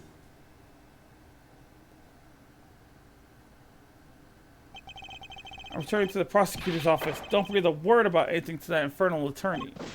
Yes, sir. Hold it.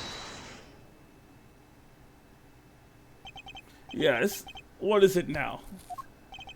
I have a few questions, Mr. Von Karma, about a certain fact you've been keeping from us. Really? You mean to call the methods of an officially sanctioned investigation into question yet again? I'm warning you, if you obstruct the police in their work any further, there will be consequences. Objection. It's not the police I have an issue with, Mr. Von Karma. It's you. What?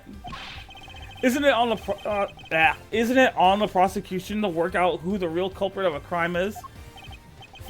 What foolishness is this? I have no intention of debating what the prosecution's role is or is not with the likes of you. But let me make one thing clear. My job is to identify suspects and ensure that every last one of them is convicted at all costs. Believe me when I say I leave absolutely no room for doubt when I present my perfect, unassailable cases. Objection. And how far would you go for your perfect cases? Would you create facts out of whole cloth, perhaps? Ha! I thought you had outdone yourself already. But now you intend to accuse me of fabricating evidence? I do. Because it is why you have done nothing but hinder Detective Bat from doing his job at every turn. What are you talking about? You didn't shut him out of the investigation because you wanted him to keep an eye on us. You did it to stop him from finding out that you don't have the body. What?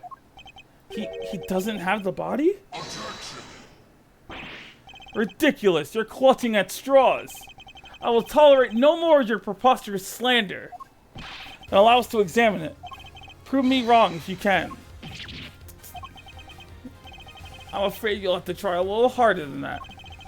I'm under no obligations whatsoever to prove your baseless accusations one way or another. Objection. As you must have seen for yourself, a piece of bloody chocolate is missing from the scene of the crime. Why did it disappear? And where did it go? What does it matter? Some blood went missing from the chest where the body was found. So what? So what indeed? That's precisely my question. If the body was still at the scene when the police got here, removing the blood would accomplish nothing. However, let us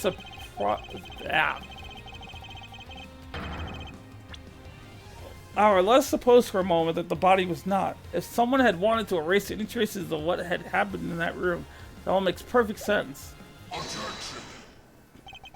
What is this petty obsession with the blood stain? But since it's so important to you, why don't you tell me where you believe it went? Of course, after all, evidence is everything, as you never tire of telling us. I believe this should back up my theory quite nicely. What evidence do I have that shows where the blood from Mr. Chinger went? Dun dun dun dun dun dun dun. Take that. Traces of the victim's blood were found in the fountain, along with traces of the chocolate from Mr. Tangaroa's room.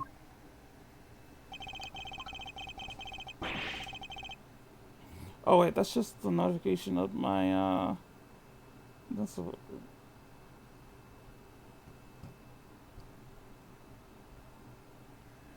I believe the missing piece of bloodstained chocolate was dumped into the stream that flows to the fountain. which strongly points towards one certain fact. Someone purposely disposed of the blood after the body had been removed from the chest. Mr. Von Karma, where did you find the body? You didn't find it, did you? Answer me. Where did you get your hands on that kind of evidence? You have neither the authority nor the means to carry out that kind of analysis on the fountain water. No, but I do. Curse you, bad. You've been a thorn in my side for the moment you were assigned. Well, no longer. As of now, you're officially off the case. I was barely on it in the first place. Mr. Von Karma, you still haven't answered my question. Will you admit it? Will you confirm that no body was ever recovered? Tis, tis, tis. It's really quite the claim, you know. And one for which you'll never find any proof for, I'm afraid. What must I do to get an answer out of him? Now, if you don't mind, I've given you quite enough of my precious time already. I look forward to destroying you in court, Gregory Edgeworth. Your precious logic and theories won't save you then. Nothing will. Mark my words, Mr. Von Karma, your methods will be your undoing. No matter how you try to hide the truth, I'll bring it all to light in the end.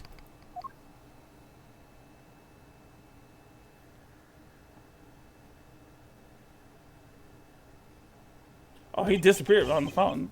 Hear me, detective. I didn't mean to put you in a difficult position. Don't sweat it. It was always going to end this way. Honestly, nobody's ever sidelined me the way he did before. First time for everything, huh? You know, I think you might be right about the body being missing. I am, and I'll prove it in court. Well, if there's anything I can do to help, just say the word. Since you know, I'm off the case now. That's very kind, and I'm sorry to keep asking favors of you, Detective Bad. But there is one more thing. Hey, what are you guys whispering about? Come on, let me in on the secret. Alright, Eddie, the detective and I were just arranging a little insurance for the trial. I think we have enough to see Mr. Tangaroa acquitted. But I prefer to have an ace in the hole, just in case. And what is it? You'll find out in the courtroom. Wait, what? You're letting me join you? Of course I am. You are my assistant, after all. I'll be more than that by next year. I'll be a full-fledged attorney, you know. We could take on Mr. Von Karma together. Indeed. Though I'm hoping we'll have freed Mr. Tangaroa by then. But if we're up against Mr. Von Karma, I guess we can't rule out the possibility that this might take some time.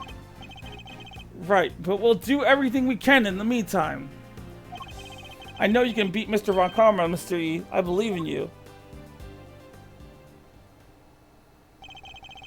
Can't allow Mr. Tangaroa to remain in prison for a crime he didn't commit. And we won't. I'll expose Mr. Von Karma's lies if it's the last thing I do.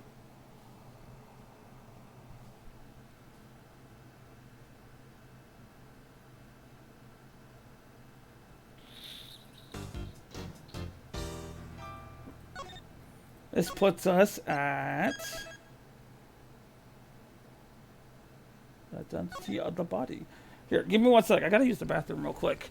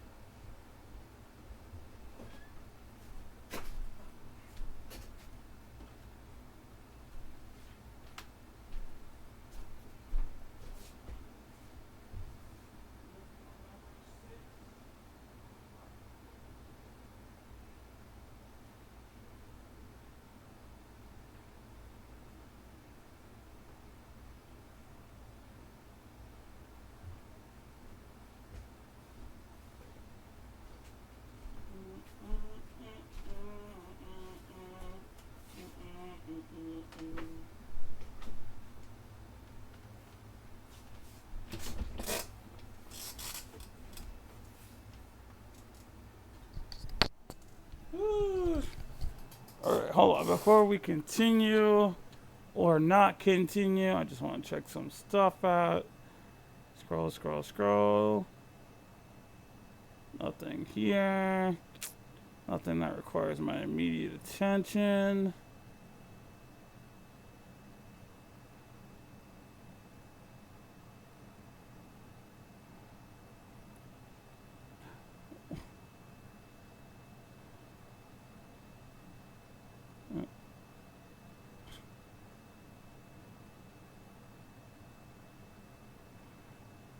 Jessica.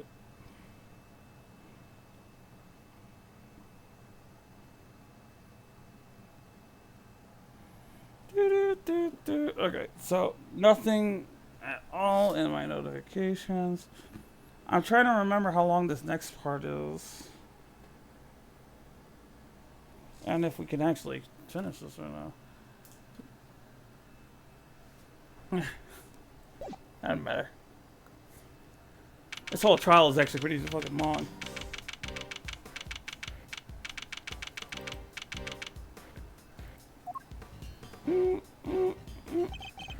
That's pretty much how things went down. Those are the facts of IS 7 as far as I'm concerned.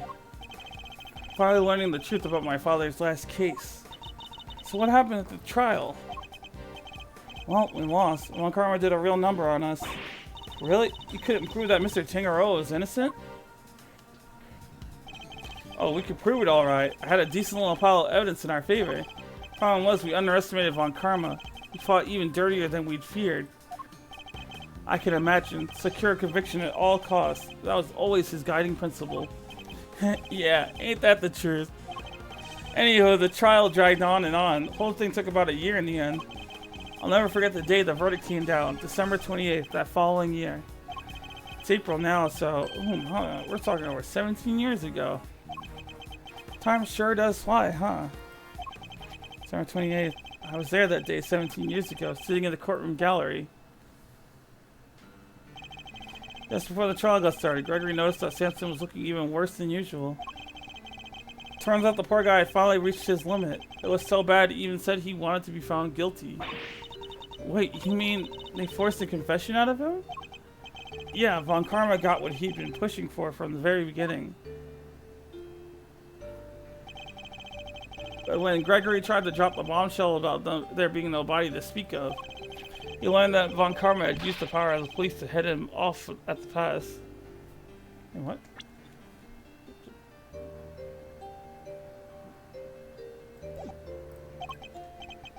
Even had himself a fake autopsy report. But that wasn't the end of it. Von Karma had gotten Samson to falsely testify against himself, to being an accessory to murder in court.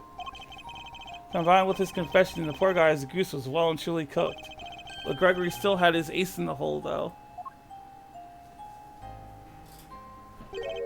Same ace he asked Detective Bad to help him with. Exactamundo. He knew he needed one last card to play if they squeezed the confession out of Samson. So he had Bad record all of Samson's interrogations. So I guess Detective Bad really wanted to know the truth too, huh? We all did, but he was a trooper. Stayed with the case even after Von Karma took him off of it. He was tied up in some other big case too. Good old Bad. They don't make him like that anymore. Anyway, Gregory presented the recordings as proof that Samson's confession was coerced. And you know what? It almost worked. A cop named Ian Seidman got fired. Samson's interrogator and the initial detective before Bad, he took the fall for pretty much the whole thing. But Von Karma didn't get away scot-free. In fact, he was disciplined by the chief prosecutor for the one and only time in his 40 years career. Still, Samson himself couldn't stomach another day in court. So when that guilty verdict came down, it didn't just signal the end of that day, but of the whole sad affair. I don't remember a lot myself, but my father's face when they declared Mr. Tangaroa guilty. I was a young child at the time, but even I could tell how much he was hurting inside. Gregory wanted to appeal the ruling, of course. He would have done anything to clear Samson's name. But then, well, you know what happened next. Poor guy, he never got the chance.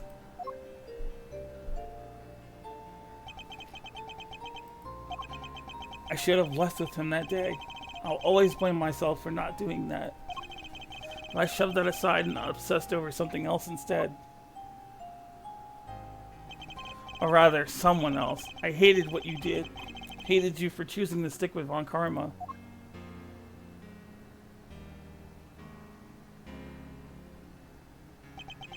I hope you can forgive me. No, you had every right to hate me. I went on to become a prosecutor as planned, and that's when Mr. Von Karma showed me this case file. According to these records, Mr. Tangeroa was convicted as the main culprit in Mr. Frost's murder. No, that's not right. Samson was convicted as an accessory to murder. Strange. The file clearly states that he was the perpetrator.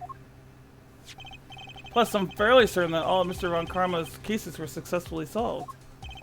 Mind if I take a peek at those? This file's been doctored. The part about the verdict, it's been changed. What? Here, feast your peepers on this.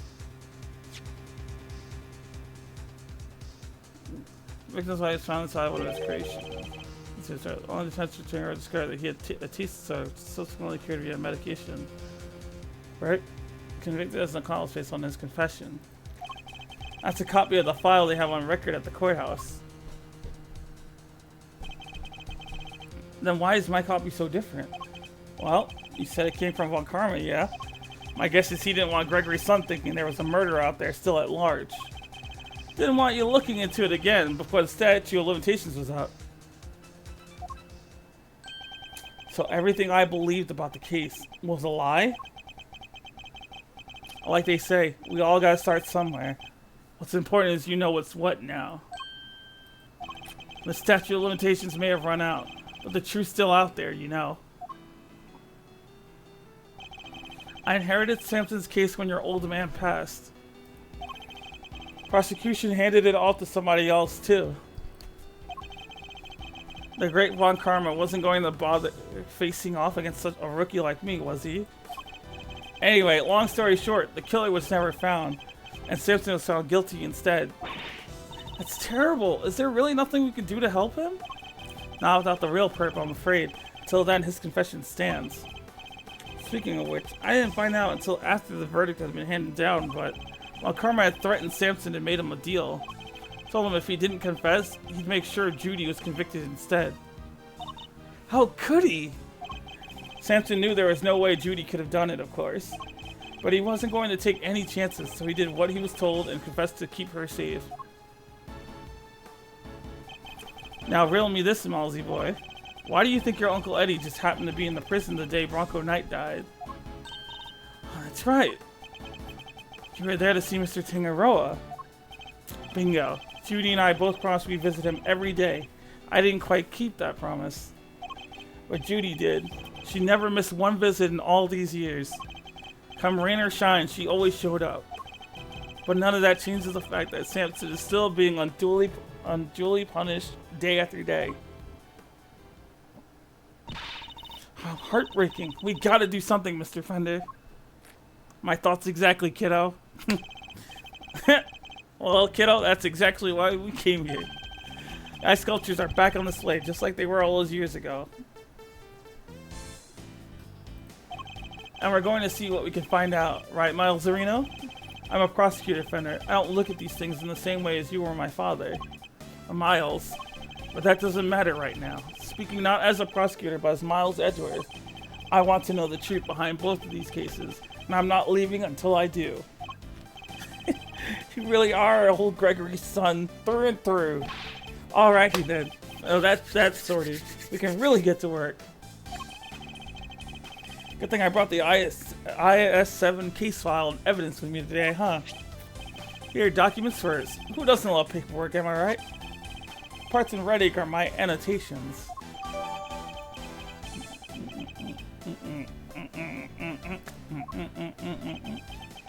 Thank you, Fender. And here's some evidence for you. Enjoy. There's quite a few, so I'd take a minute to scope through it. Scope them out for you.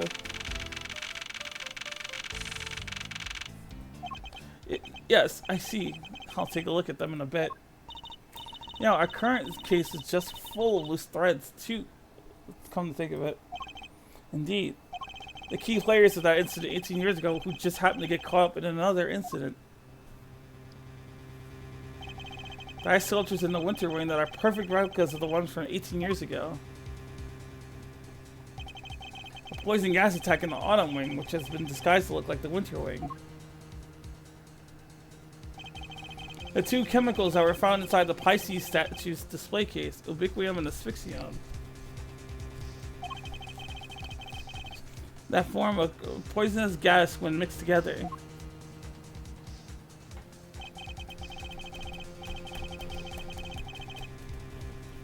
The victim of the gas attack, Carmelo Gusto, was no stranger to the events of 18 years ago, and who was still unconscious and undergoing treatment in the medical room. And finally, we come to the body floating face down in the fountain. And the fact that the ice sculptures have melted, just as they did all those years ago. The events of the present day would appear to be intimately linked with the events of the past, which means they may be able to help us learn more about what happened 18 years ago. Sounds good to me. Let's get investigating. Objection. Oh no, you don't. Aren't you forgetting somebody? I could have sworn this is my investigation. Eustace is quite right. I do hope you aren't intending to obstruct him in his duties, Mr. Edgeworth. God, I love her little coat. It's just, it's so... I don't even know how to describe it. The words are literally failing me.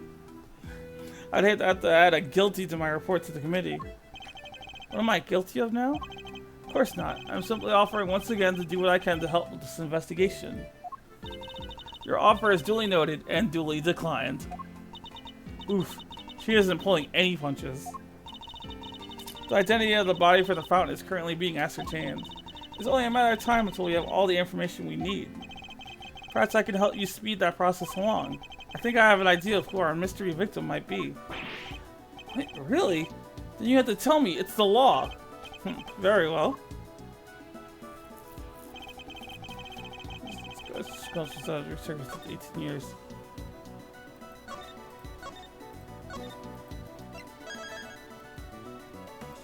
Wait, but that's weird though, because if I look at it this way,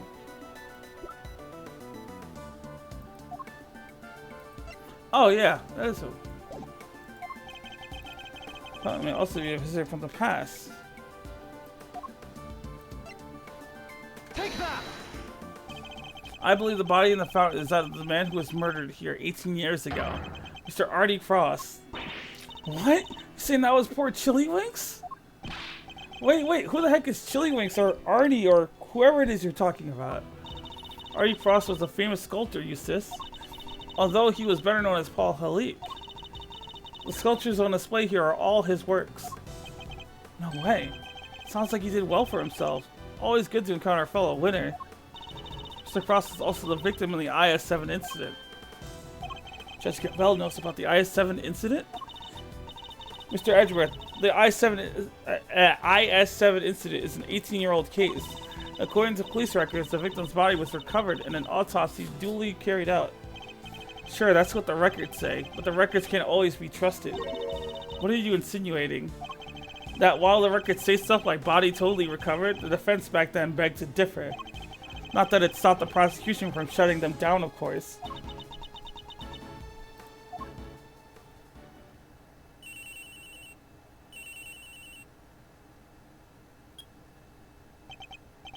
Yeah, this is winner. What? Really? What is it, Eustace? The body. We've got an ID. Some sculptor called Frost or something. So I guess Edgeworth called it? Goddess of justice! So my father's deductions were right all along. Well, Judge Cavell, I'd say this changes things, wouldn't you? Perhaps now you'll admit that I might be used to this case more than a certain junior prosecutor anyway. No fair! You're trying to steal the win! I'm doing no such thing. All I want is to uncover the truth. And if we're going to get to the bottom of what happened here, we'll need to work together. We do not need to do anything, and you do not need to know the truth. This case is none of your concern. Objection. Whoa there, Judge G. I think you might be wrong about that. Another of your interruptions, Mr. Fender? Yep, see, I was on the defense team for IS-7, so this case is very much my concern. I was one of the pesky kids pushing the theory that the body had actually gone missing. The prosecutor at the time may have brushed us off, but you can't deny the testimony of your eyes. Or to put it a little more bluntly, the prosecution's case was rotten from the ground up. When there's been a miscarriage of justice caused by the prosecution, it's the committee's job to fix it, no? Ugh. Who better to help you unpick the mess than someone who was there at the time? Unless you have an ulterior motive. Jessica seems to know the facts of the IS-7 incident in some detail. In which case, I suspect she must be here on the committee's behalf. Your connections to the case is noted, Mr. Fender, but I fail to see how it concerns Mr. Edgeworth. He's the son of the original defense attorney. Yep. Thank you.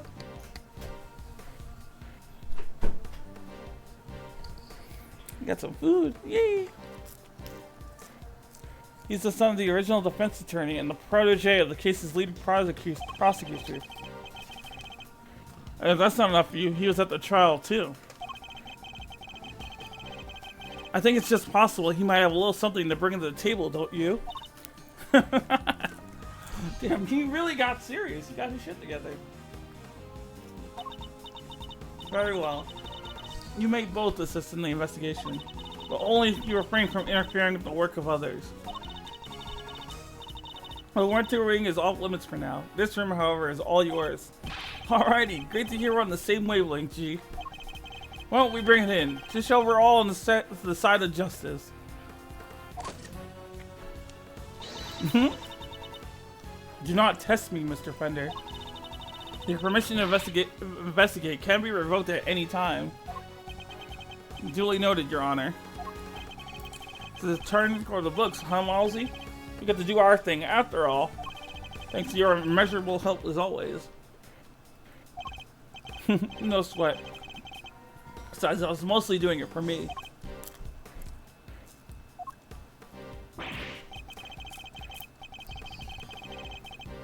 Okay, I'll be investigating my own thing, so just holler if you find something interesting. I will.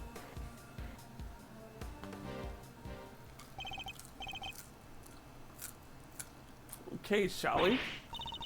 Heck yeah, let the investigation commence. We're still unclear on two key facts. How Mr. Frost's body came to be where we found it, and the source of the ubiquium. You're right, we need some more intel. Let's focus on the ubiquium first. This isn't stuff like dish soap and paint, right? Correct. It's also bright red in color and has a distinctive minty fragrance.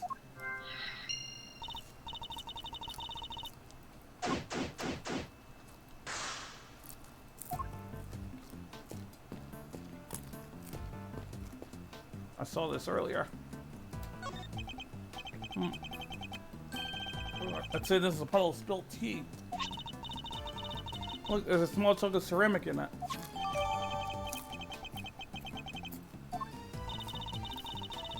I guess somebody must have broke something. I know that insignia. A certain high-strung somebody just might know a little something too. Hey, get out the way, will you? What are you talking about, Larry? I'm trying to sketch the lovely Verity.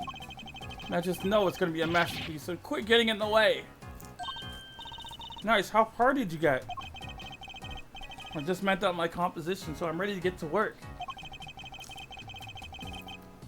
But surely it's a little early to be declaring it a masterpiece.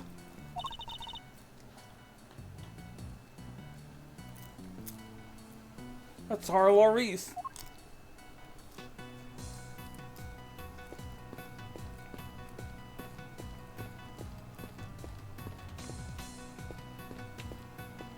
I look a gavel. How quaint. Why is there a lift cart just sitting here in the open?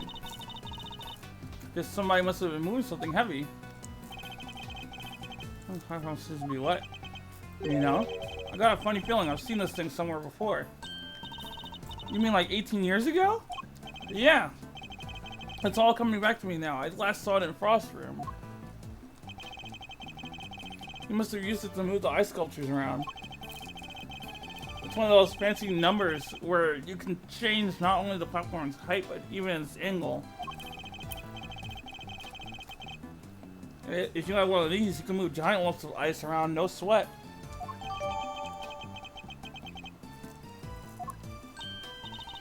Oh, just think of the possibilities. I could really use one of these.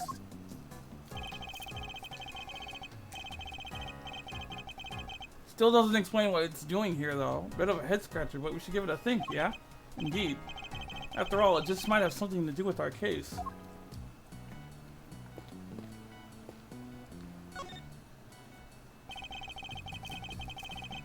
Brown's tea set is laid out neatly on the serving cart. Himmel says the galley is famous for its tea. Understandably so, the cup we were given was delicious. Looks like all this stuff was designed by Mr. Frost. So in that case, I think we better take a closer look.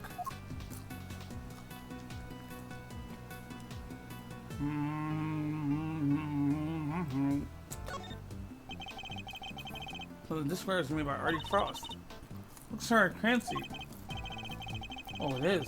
I'm willing to bet that this set can fetch something in the thousands of dollars. So let's try not to touch any of it unless we absolutely have to. Well, it's just really worth that much? Stop it, Kay. I can see your eyes lighting up. This man must really be a fan of Mr. Frost, like Fender said, to still have this.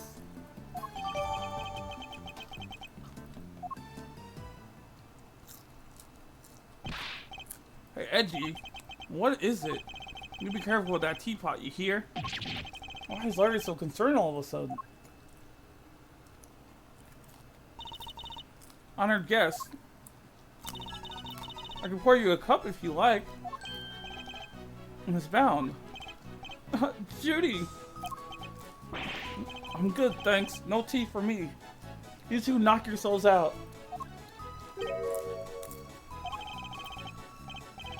Well, thank you for the offer. Yes, why not? A quick break wouldn't hurt. 2 cups coming right up.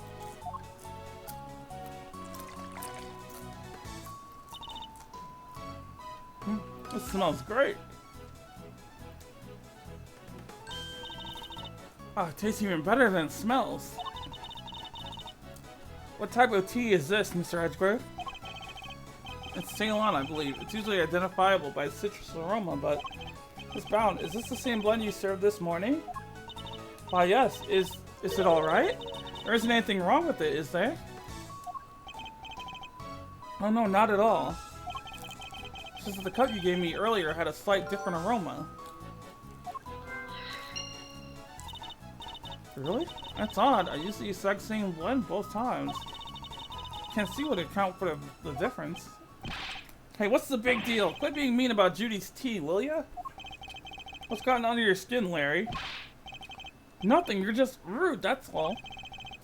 Oh, he spilled the tea. You don't even try to call me by the right name, Clarice Donin.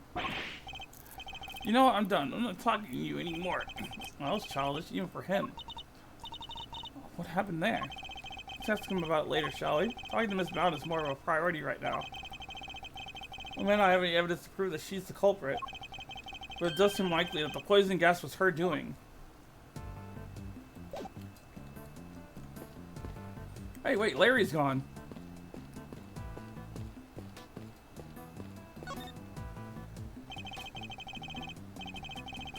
I'm gonna keep this simple, Larry. You're hiding something, so just tell me what it is.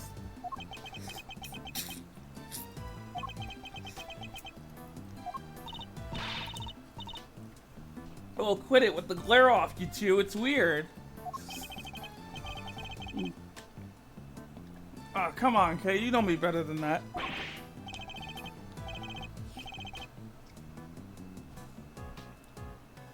I wasn't staring. I was struck by an idea for a picture. Now, Edgy, he was glaring. Yes, and I'll keep glaring at you until you tell us what it is you're hiding. Oh, these are onions.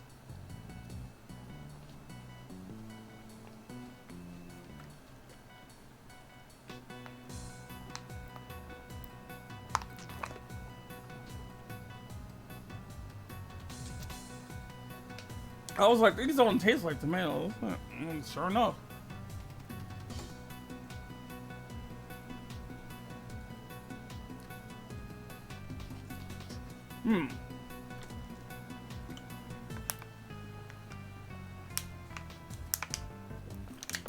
I've never eaten an uncooked onion before. That's crazy.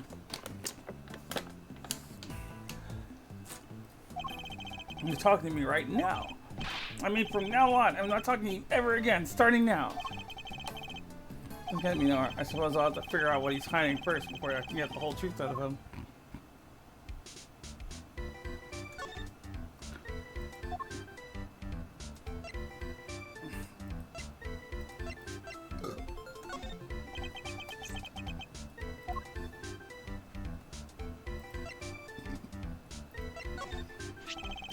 Want to take a look at this for me, Larry?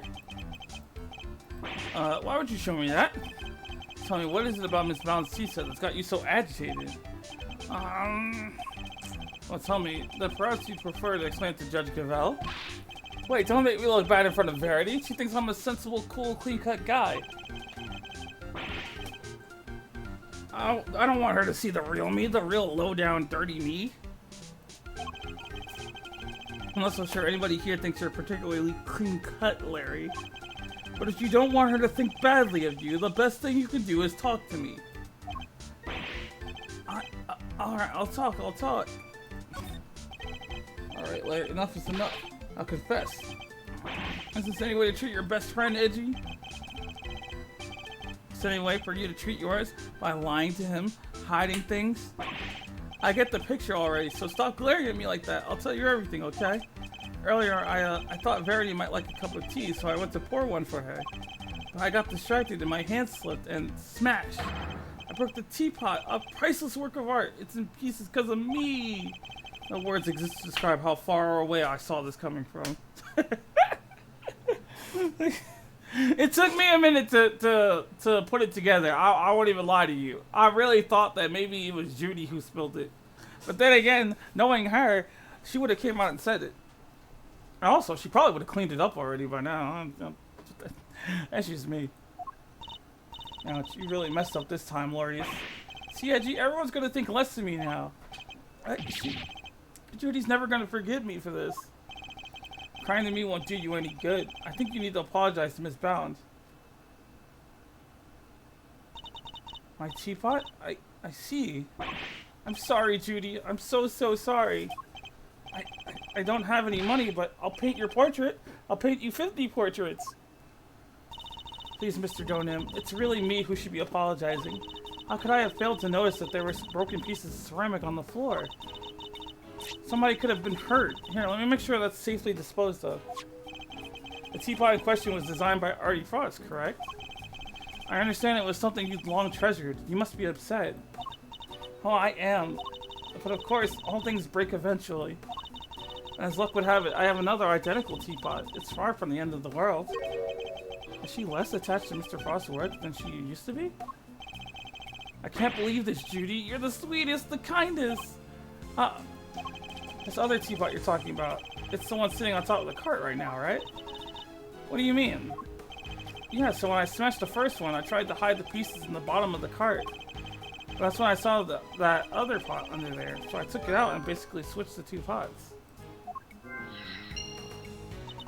Oh, I see. Yep, that's everything I have to tell you.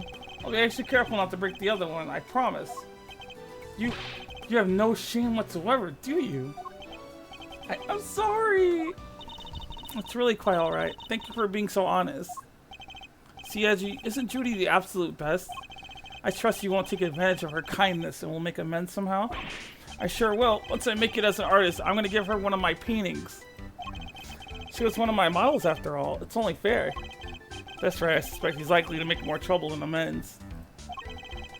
Don't you think it would be better for you to keep out of her way for a very long while? Oh, but I will be keeping out of her way, because I sketched her and the others already. Her and the others? You need to see my work, huh? Yeah, I drew a few great sketches of some ravishing beauties. Want to see?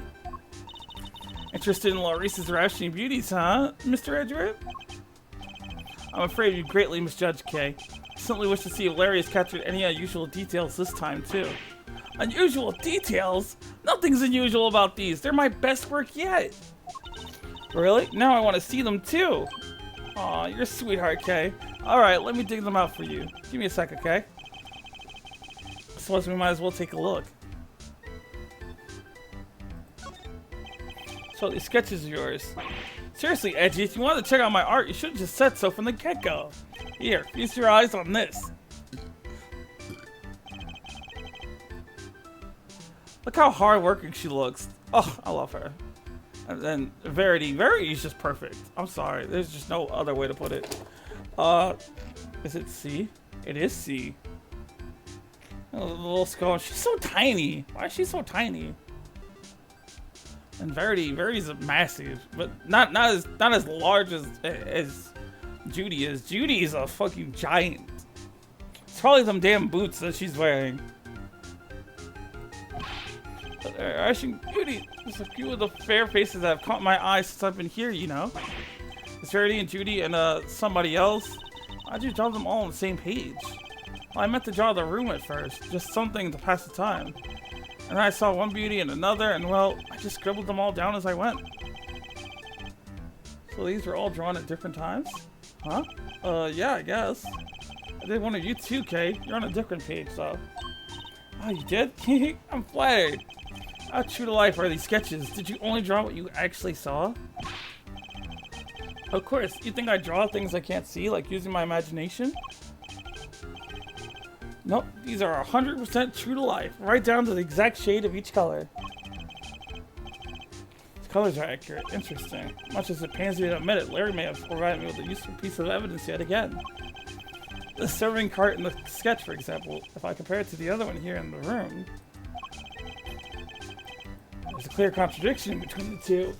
I think a little deduction is in order. Can I borrow this page for a while, Larry? Sure thing. You want me to sign it for you? Just the page, please.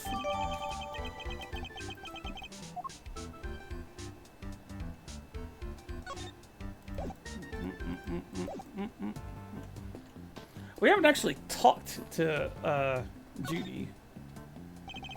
Where were you before you rejoined us here, Miss Bound? I had to go and tell our visitors we're closed. Oh, and hand out a little something in apology. Was there something you wanted to talk to me about? Yes, a few things actually. Not least of all, the fact that I think you might be the one who set the poison gas trap. No, she most certainly did. She had to have. She's the only one here with all the, time in the world to do it. My original ice sculptures melted 18 years ago, Craig. How did you manage to recreate them? Oh, you know about what happened back then? In that case, you might also know I took pictures of them during the contest. I commissioned the creation of a set of replicas based on those photographs for this current exhibit. But why go through the trouble of creating replicas? Mr. Frost's Zodiac series was his great unfinished masterwork. I wanted to see it completed at last. Or rather, recompleted. It's my fault that the original set melted in the first place after all. I see. Is there any particular reason why the winter and autumn wings look so similar? Oh my, you really think they look alike? Guess I used some of the decorations from one and the other by accident? She's clearly lying. But I don't have the evidence to prove it just yet.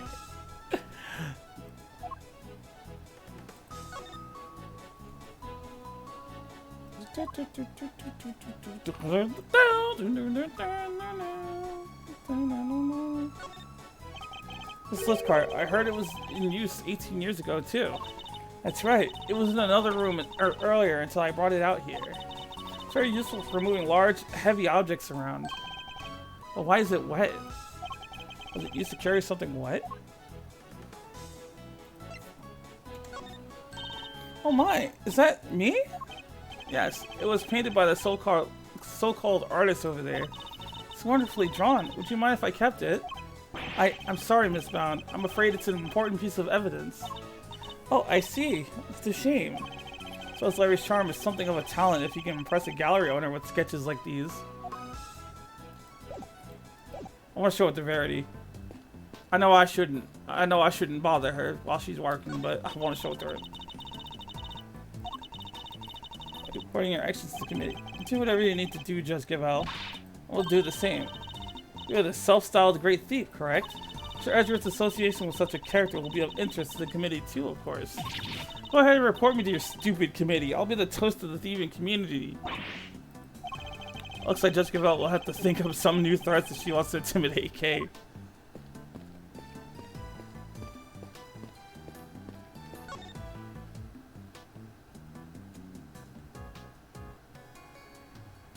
Oh.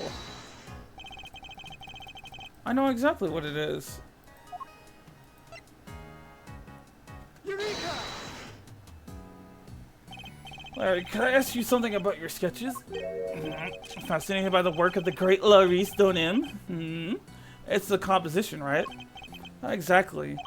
This light blue tablecloth, you painted that exactly as you saw it, correct? I already told you, everything is exactly as I saw it. But the tablecloth on the card here in this room is white. Wow. Your head's so full of crazy theories, the simple stuff just passes you right by, huh? Yeah, it's crazy. That's wild. That is absolutely wild. And I'm also gonna screenshot that because that's funny.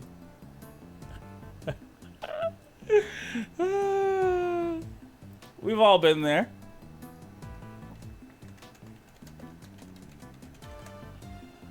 We've all been there. Wait, did I actually save it? Because I don't think I saved it. I could have saved it, but I don't know if I saved it.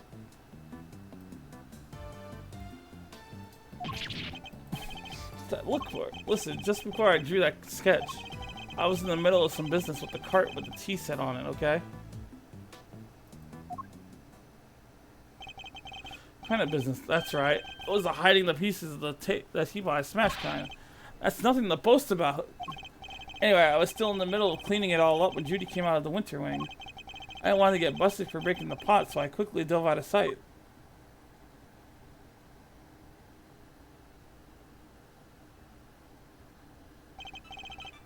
Wait, Miss Brown came out of the winter wing? Yeah, and she was pushing a cart, a different one. That's the one with the light blue tablecloth on it that I drew. And what did she do with the second serving cart? Well, I saw her wheel it into the summer wing, but I don't know what happened to it after that. As she came back out, she was pushing one of those other carts, the kind you can lift stuff with. A lift cart? Yeah, so I called out to her, but she just ran off and left it behind. Never had her down as the shy type, but it just goes to show, you never know. Another serving cart and a lift cart. Is there maybe another tea set too? We better check with Miss Bound.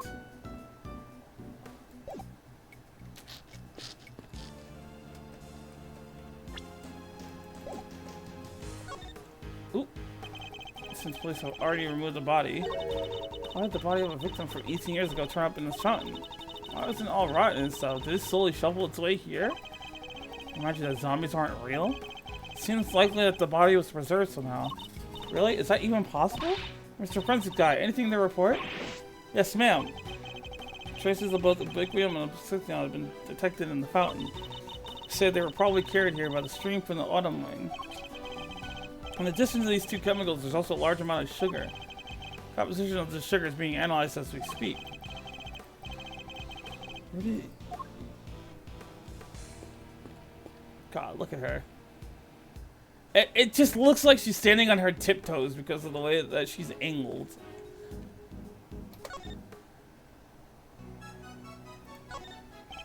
Are there two serving carts here at the gallery, Miss Bound? Oh, yes. Why do you ask? A certain so-called artist showed us the sketch. I couldn't help but notice the color of the tablecloth. It's light blue. Light blue? I'm afraid your friend must be mistaken. I only use white tablecloths, freshly laundered and starched. Like the perfect wrinkle-free one on the cart here in the fountain room, right? Exactly. If I saw so much as a blemish, I would replace it right away.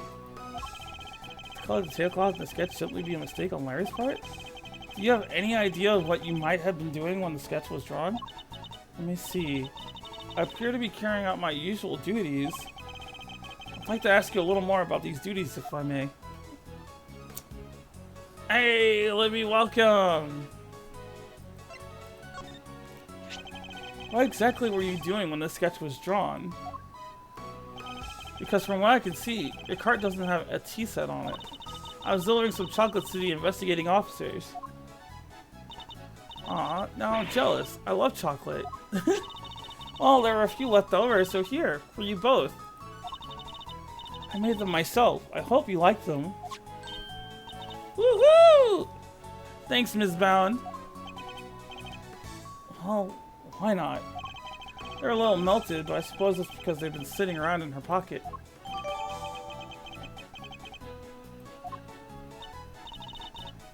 They're super sweet. I love them. I'm very glad to hear it. They may not be the prettiest, but I'm grateful for the energy boost nonetheless. But perhaps they could do with a little less sugar.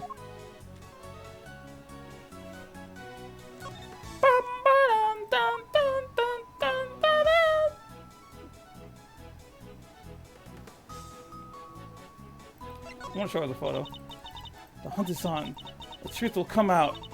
But I don't know. What's that about? Yes. They're singing together and I love it. Have I inadvertently stumbled onto the set of Cake Crimes, the musical or something?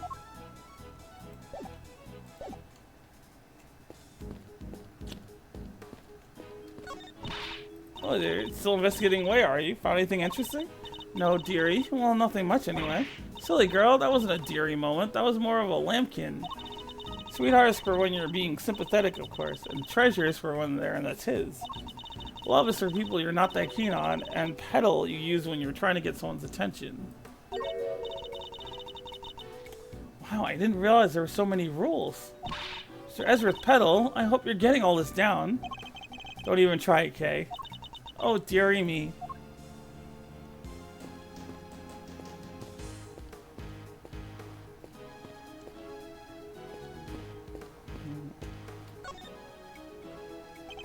Hey there, Malzarino. What's the situation with the investigation?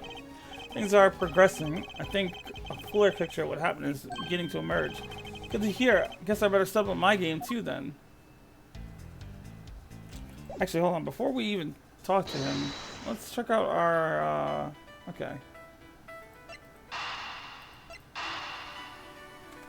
Because I did notice that I had this. I suspect the difference in aroma we noticed is due to the teapots having been switched. You do? I can't see what else it could have been. The tea itself hadn't changed. Why don't we ask Miss Bound just to be sure? Miss Bound? The difference in aroma we noticed, do you think it could have been because of the different teapot? I suppose so. My cup just now had a subtle minty scent, rather like uva tea.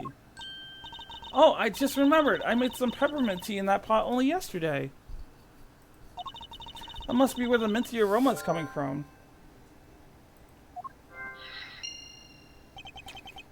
Could that really be it? Ooh, don't tell me. Ooh.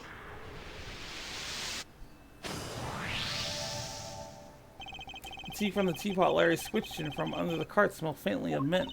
Right, Miss Bound says she used that pot to make peppermint tea yesterday. Yes, but there's something else that's been troubling me. Miss Bound seems more taken aback by the switching of the teapots than the breaking of one. You're right, you'd expect it to be the other way around. I suspect she might have been deliberately hiding the teapot underneath the cart. But why? One of Ubiquium's key characteristics is its minty fragrance. So what if she had been hiding some in that teapot? What? In the teapot? It's simply a possibility, but one worth investigating, I believe. Mr. Winter, any luck finding that Ubiquium? Huh? Oh. My people are searching the entire gallery, but they haven't found anything yet. What about you? Don't tell me you know where it came from. I may have an idea.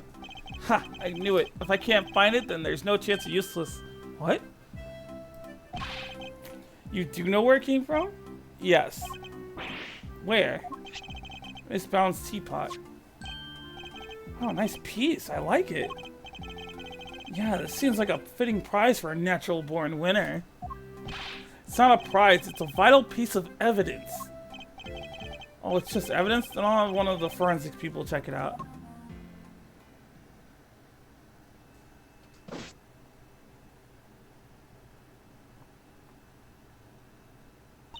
Mr. Edgeworth, is there some sort of problem with my teapot?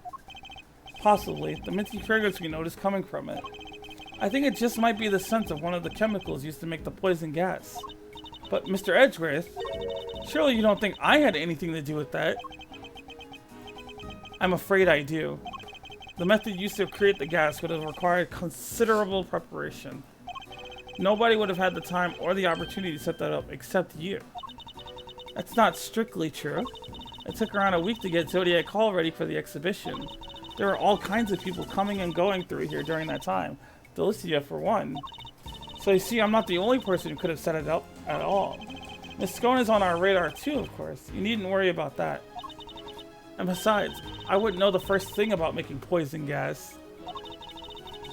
So even if you did find some ubiquium in my teapot, I wouldn't have any idea what to do with it. But I suppose we should see what the test results say first. Wait, hold on. Did he ever say that he...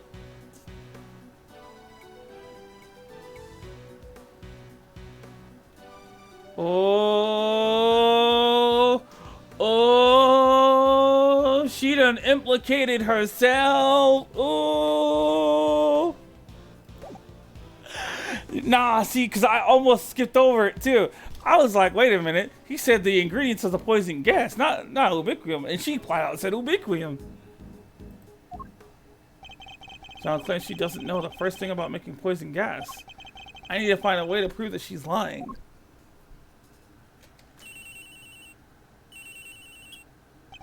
Edgeworth speaking. Sir, it's me.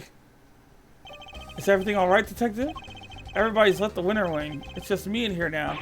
Since I can tell you what we found out, you really shouldn't be sharing information about the investigation. But after the past week or so, I'm not about to stop him now. The exhibits in here have all completely melted. All that's left in the display case is some stuff at the bottom. More of it in the Taurus case than in Gemini case, though. Describe this stuff for me if you can. Yes, sir. It's like a pale blue liquid. I had the lab run some tests just now. The sample from the Taurus case just had a bunch of sugar in it. But the one from the Gemini case had 3 different substances in it, which were sugar, salt, and blood. Oh, blood? What are salt and blood doing in the Gemini case sample? Can't imagine whose blood it could possibly be, but I'll get it tested right away, sir. Please do, Detective. Oh, I almost spoke over the radio with...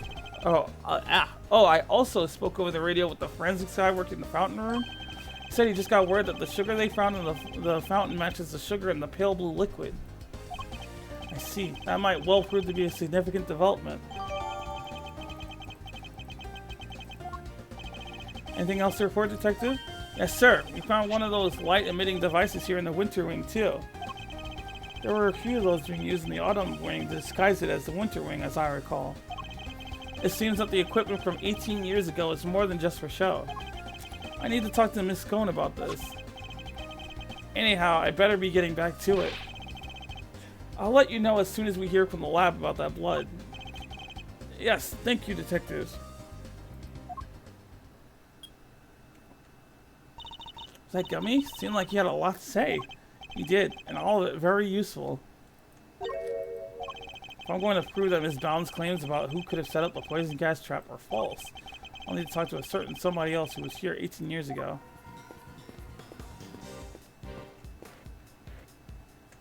Oh. This case seems to have a lot in common with the incident from 18 years ago. And how? It's got a lot. Melting statues in the winter wing, and even the murder victim's body. But how did nobody ever figure out that the body had gone missing? Ross had no family apart from his son. And, well, the kid kind of vanished. Nobody's seen him since around the time of the incident. Gusto's son, too. Him and his best pal from school both just up and disappeared. What? And they were never found? Gusto's boy wasn't, as far as I heard, anyway. This Cross kid turned up in the end, though. He collected his inheritance at some point. Yeah, with no family around just after the incident, Ross got no funeral, no nothing. So no need for the police to release the body, and no need for anybody to find out that they didn't have it. They followed their fake autopsy report, and nobody was any the wiser. Well, almost nobody. Still can't believe Mr. Von Karma would have stooped so low. Tell me, Fender, what kind of person is Miss Bound? Huh? Wait a minute. Don't tell me you got a thing for her, monster. I know I do. That's a queen right there. A whole ass girl boss right there. And not even really like a girl boss. Like, I mean, she's the owner of the gallery, but still. She stands on business, and she stands 18 years of toes in business. What else do you call someone who waits around for 18 whole years like she asked for Samson? Even after his extended family kicked her out of this place. Wait. What? They threw her out? Yup, Jude's wasn't technically part of the family, so there was nothing she could do. She had nothing, nobody, and no job after Samson took the fall. So she had no choice but to take what he taught her and make her own way in showbiz. She's retired from all that now, though. Yes, why did she retire? She finally made enough to buy the old place back. She even got the ultimate cookbook back from the Tangaroa group after they basically stole it. Guess this place and everything to do with it was all she ever cared about. So she just wanted it back, all of it.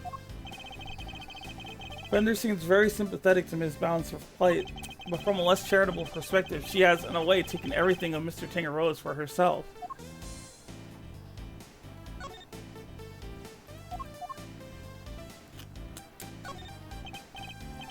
Ooh, I think I get it. So this is the key to unraveling this whole mystery? That's perhaps great. You keep hold of it then, yeah? Quickly now, back in your pocket it goes. Guess he doesn't think much of it.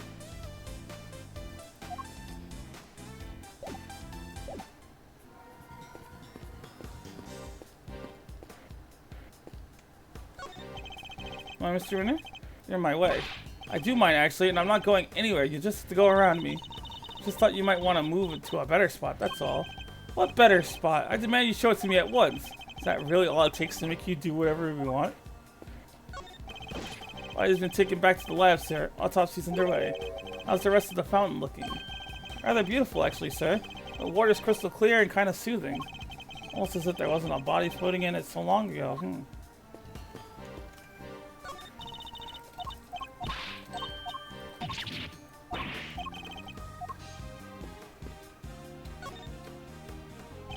Let's go on. I'd like to ask you a few questions, if I may. Of course, dear. Fire away. Anything for you, Milesy Smilesy?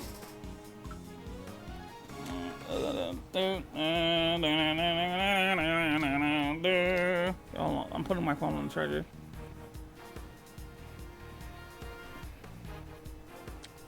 Sweet, dear, sweet little tooth decay.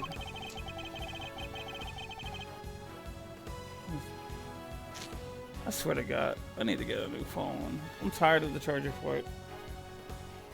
Pretty sure that was the last time you called me Milesy Smilesy. I'm not a fan of tooth decay either. Well, you'll just have to like it or lump it. I can't change a nickname once I've settled on it. That's not true. You gave Gregory like 3 different nicknames. Oh, well, I guess we try it.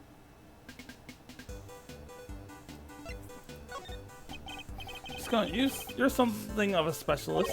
How might someone learn to make the poison gas that was used in the attack? Any ideas? Well, any pharmacist who's ever handled Infesticide Ultra would know for a start. After all, it says it right there on the label. Do not mix with products containing ubiquium, ever. Well, what about a layperson? It's unlikely they know. It's unlikely they know, wouldn't you say?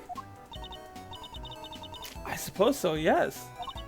Well, not unless they'd had a nose through the Ultimate Cookbook anyway. Prize from the contest 18 years ago. A recipe for making Infesticide Ultra, along with that not mixing with ubiquium bit, is in there, you know.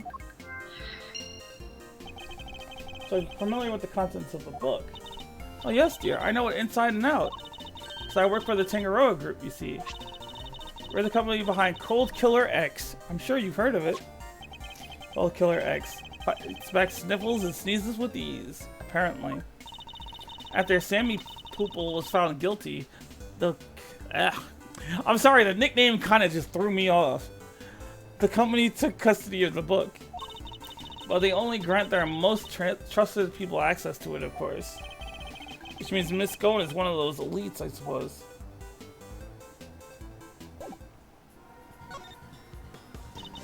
Wait, no. Sorry, I didn't mean to talk to you, Kay.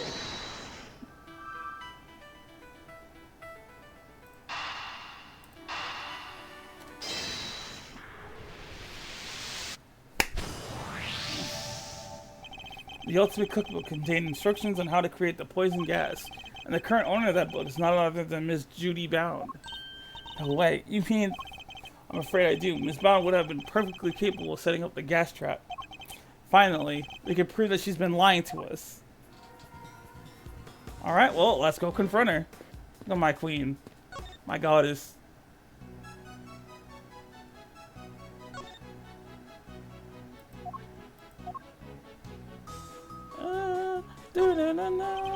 Tons of pharmaceutical recipes are in the Ultimate Cookbook. Oh, there are so many. It would take a while to go through them all. But if you really want to know, well then let's start the show. Come join me as we sing this song. It's a nifty 32 hours long. Now one by one we'll sing the things.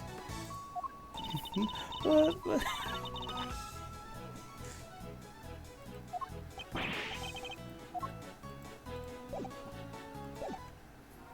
question is, how am I going to... These already checked off, so...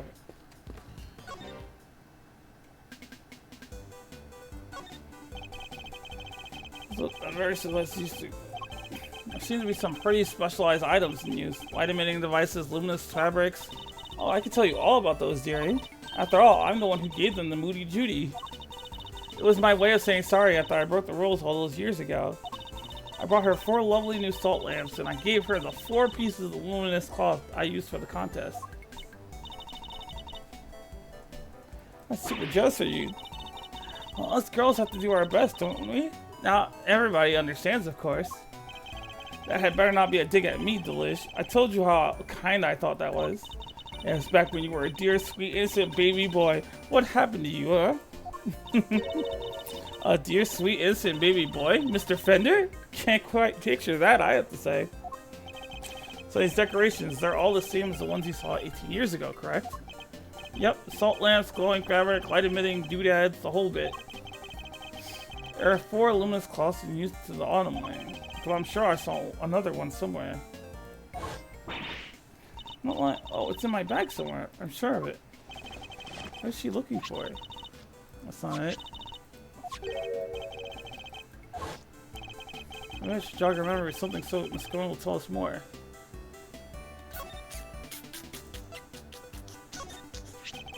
You had a piece of fabric like this in your bag, did you not, Miss Scone? Albeit a somewhat grimier one. Grimy? How rude! You won't get people to cooperate with your little investigation like that, young man. Shall I call it a dish towel then? Perhaps you used it to wipe with some sort of spillage? A spillage, he says. The cheek. That's a piece of... The cheek. All I can think about is how that man Manfred did not give a fuck about anything she was talking about. That's a piece of highly specialized luminous cloth. Oh, I probably shouldn't have told you that. I think I'd like to know a little more about this highly specialized luminous cloth, if you don't mind. Why didn't you want me to know you had a piece of luminous cloth in your bag? Oh, well, I suppose there's no point hiding it now, is there? You must know, I fished it out of the fountain. It was right before they called me into the autumn wing. So very sketch of Miss Scone is when she was trying to retrieve the cloth. At first I thought it was one of the ones I'd given Moody Judy. One of the 4 you'd given to the gallery, correct? Exactly, but all 4 were being used in the autumn wing, weren't they? So I realized it must be the one that went missing all those years ago. I already had my Infesticide Ultra pinch and used to make poison gas. Well, my cloths turned out to have been used in some sort of dastardly deed too. Well, I was going to look guilty as sin, wasn't I? So I kept it hidden in my bag and hoped for the best. I see. Oh, it does feel good to get it off my chest, though. Stress is no good for the complexion. So the cloth that disappeared 18 years ago, the one that the victim was wrapped in, it just happens to reappeared in the fountain at the same time as the body.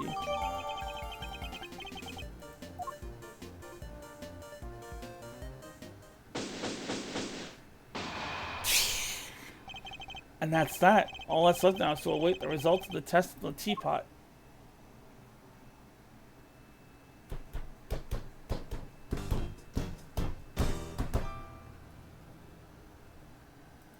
We've reached 3 hours, but I'm not quite ready. I'm not quite satisfied yet.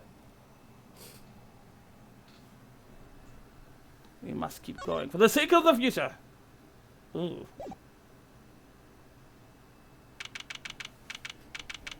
Plus, I don't want to forget anything from now until next week. The test results have just come in, sir. Traces of ubiquium were found in the teapot. They were?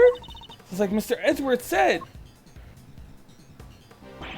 Curse you. You'd better not think this means you beat me. You really need to drop this obsession with coming in first, Mr. Winner. We're all on the same side here, remember? We're all trying to get to the truth. What? But first is best. Everyone knows it's better to be a winner than a loser. That's really no way for a prosecutor to think. Not a successful one, anyway. What? But Enough. Mr. Edgeworth, please refrain from taunting the boy. Ignore him, Eustace. He isn't worthy of your attention. Look at hell. Oh, alright. Why don't I take care of things here from now? In the meantime, you can perform the far more important task of going and checking on the victim. Oh, yeah, good idea. I'll be right back. Excellent. We shall see you shortly, then. Mr. Winter's annoying, but totally harmless. Judge Gavelle, on the other hand, downright devious is what I call her. It's like dealing with another player on the other end. Miss Bound, perhaps you could explain why traces of ubiquium were found in your teapot. I had no idea there was anything like that in there. Perhaps it's one of the ingredients in the dishwashing soap I use? So you were telling the court that you did not intentionally put ubiquium in the teapot? Yes, exactly. Why would I? Until today, I had no idea that it could even be used to make poison gas. Objection! You're a trained actress, are you not, Miss Bound? I'd have thought you would be a more convincing liar. She's just like me for real. She's too damn honest for her own good. You have access to the ultimate cookbook, correct? A book that just happens to contain instructions on how to create the poison gas used in the attack. Meaning it's perfectly possible for you to know exactly how to make it. You're very well informed, Mr. Edgeworth. Miss Bound, is what Mr. Edgeworth said true? The book does contain information on how to make the poison gas, yes. But the fact that I have seen it doesn't make me guilty. Can I ask exactly how the gas was triggered? The victim used a blowtorch to heat the lid of one of the display cases, thereby melting the ubiquium. I see. But he locked himself in the room too, didn't he? Surely that and the fact that he triggered it himself. Wouldn't it point to it being a suicide attempt? So she's not willing to admit it to anything. Furthermore, where would I have gotten hold of the Infesticide Ultra? Oh, I don't know. Perhaps you stole it? You know, I did bump into Moody Judy a week or so ago. On that very evening, I noticed my Infesticide Ultra had gone missing. Judy, surely you didn't... Delicia, you carry your bag of pharmaceuticals with you everywhere, don't you? There would have been any number of opportunities for someone other than myself to steal it from you. That's true, and I don't have any hard evidence that it definitely was Miss Bound who stole it. Jude, there's clearly something you're not telling us. Why don't you just come clean, We all know you'd never hurt somebody for no reason, so... You too. You think I'm guilty as well, Mr. Fender? Can you blame me? We got one wing disguised as another, a gas trap in one of the display cases. And you're the proprietor of the establishment. It's looking a lot like you did it, kiddo. You got this all wrong. You have to remember, the gallery doesn't have any security cameras, nor any security personnel. If some ill-intentioned person or other wanted to get in undetected, I don't think they'd have much of a problem. Wow, you're practically asking to be burglarized. You need to be more careful. A great thief could have had a field day in here. You know what? Now that I think about it, if she really is the culprit, then she's really putting in a lot of work.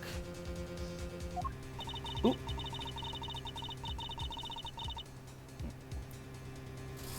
Oop, didn't mean to do that. Oop. Uh-oh.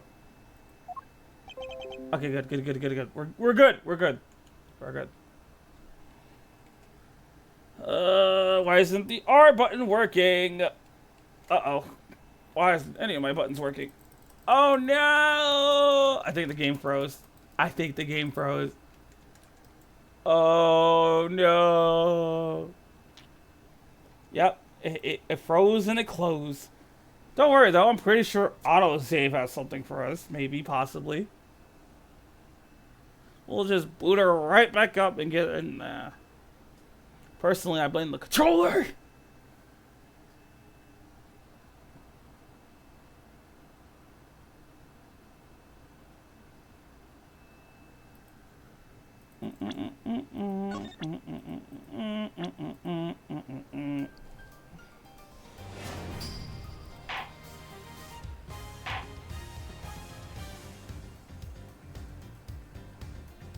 Oh yeah, this is autosave.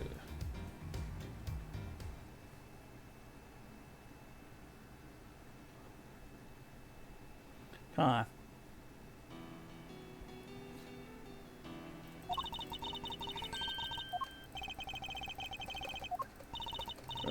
What I've gotten old, yeah. I don't know, this new thing called She Stole It.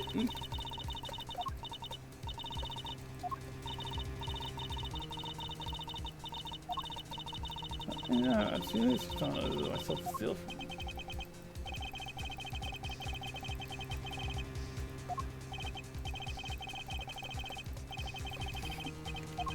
Damn. I wish it could go faster. I'm guilty as well, Mr. Pender. Can you blame me?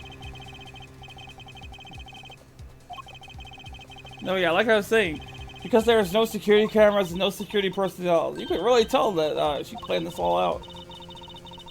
If she is the one in charge. Once those person I don't think they'd have much of a problem.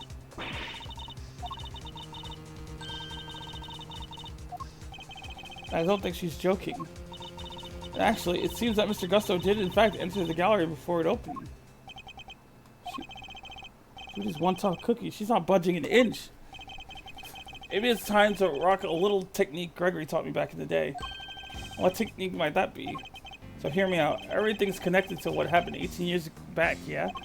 And since we're not getting anywhere by focusing only on the here and now, maybe we ought to approach this from a different angle and look to the past for clues instead.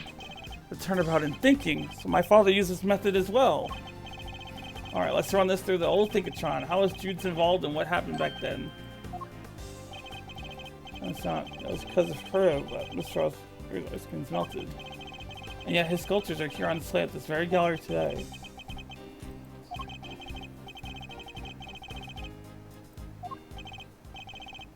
Hey, thank your pops. Now take it away, Milesy. I'll grab the popcorn.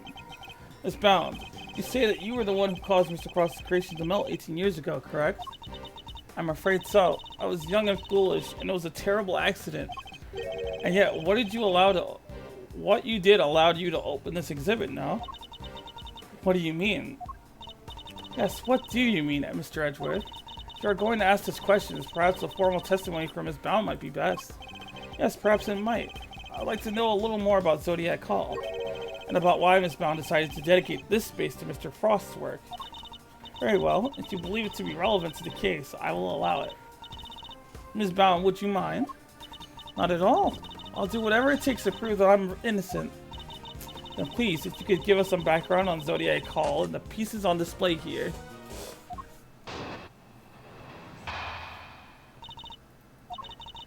It took 18 years, but at long last, I was finally able to buy Samson's house back a little while ago. But a place like this is expensive to maintain, so I decided to turn it into an art gallery. To that end, I collected as many Paul Philippe pieces as I could from around the world. Because if I'm honest, it's always been something of a dream of mine to open a space dedicated to his work. Thank you for your testimony, Miss Bound. How wonderful is it that you were able to fulfill your dream? Well, Mr. Edgeworth, everything seems entirely above board to me. Judge Gavell, that was simply the witness's preliminary statement.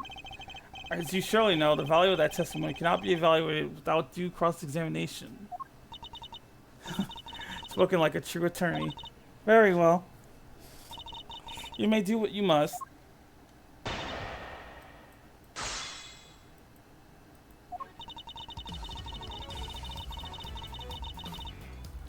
Hold it!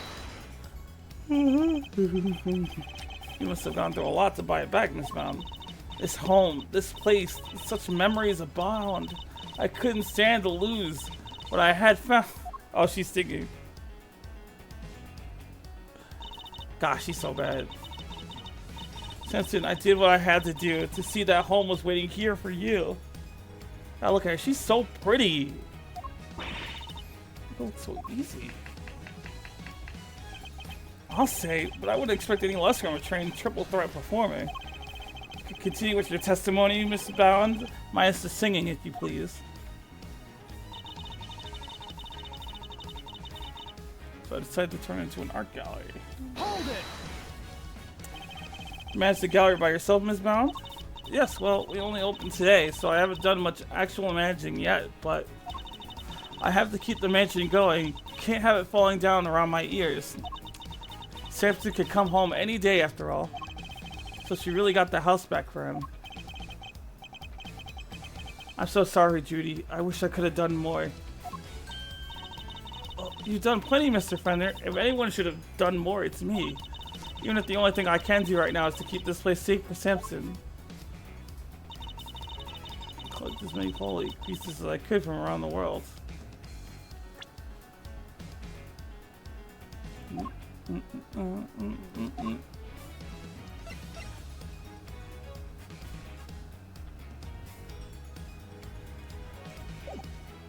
Hold it! Holy, that was Mr. Frost's pseudonym, correct? Yes, he adopted it while he was working as a sculptor in France. I see. I'm curious about some of the pieces in your collection, more specifically. How you were able to acquire the Taurus and Gemini sculptures. It was my understanding that Mr. Frost died before he could complete them. Yes, I was able to create replicas for the Winter Wing based on photos of the sculptures he made. Really? Perhaps you could go into some more detail on that? Because if I'm honest, it's always been something of a dream of mine, the space dedicated to his work.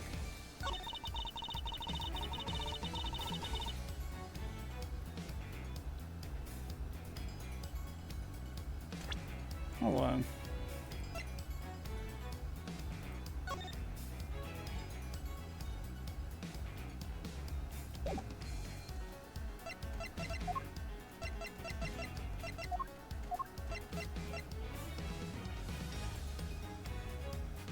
Objection! Alright, now. I was taking a shot in the dark.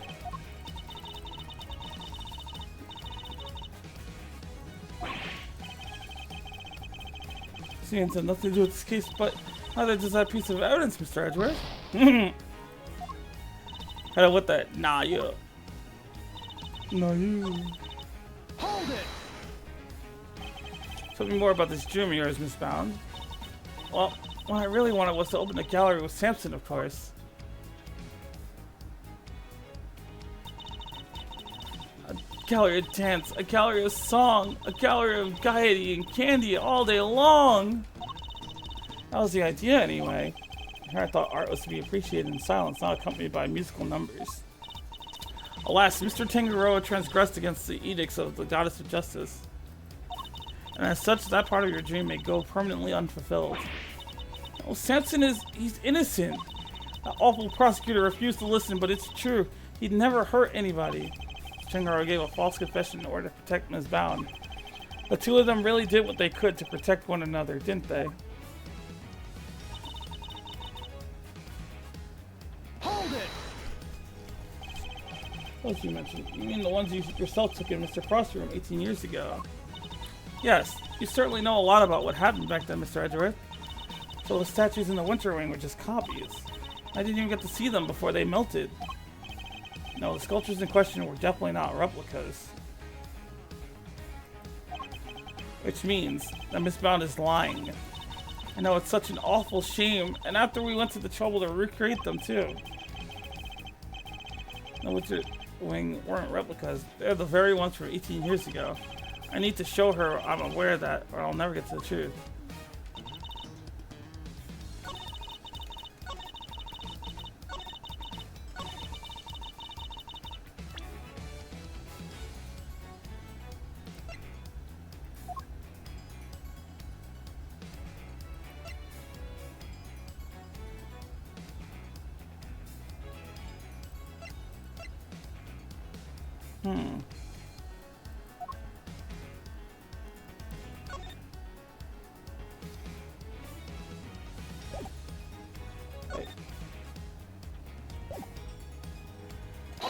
Oh yeah, duh, obviously. Hurt. I'm afraid you run out of road, Miss Bound. You can lie all you like, but you can't deny the results of the tests conducted on the sculpture's remains. And those tests leave no room for ambiguity. What you had on display weren't replicas. They were the very statues Mr. Frost carved 18 years ago. Oh, I could probably help explain how they worked it out if you liked, dear. It's the sugar, you see. You might think sugar is sugar.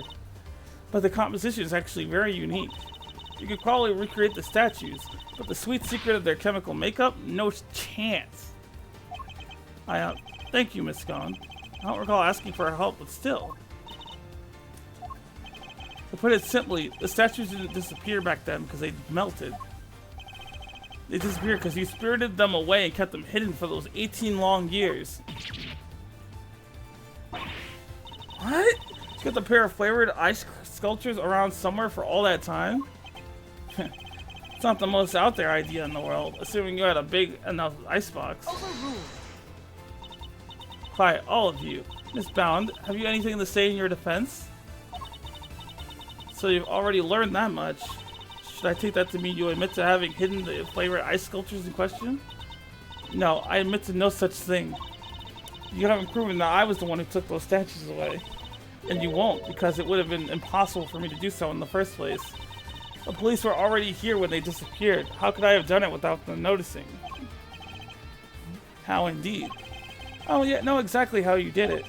But I'm far from ready to say that it was impossible for you to have stolen them away.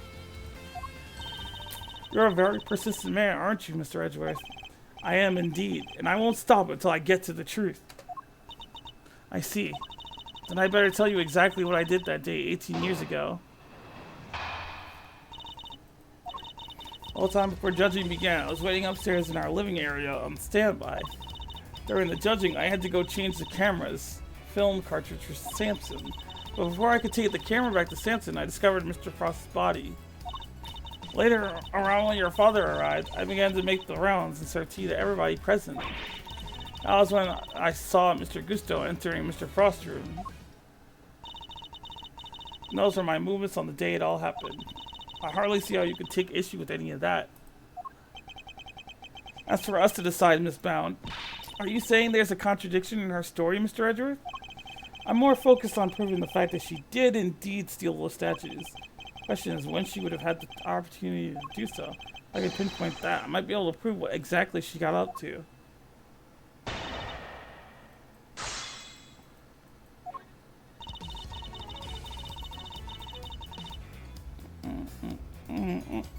Hold it! What were you doing while you were waiting? I was in my room practicing some dance routines.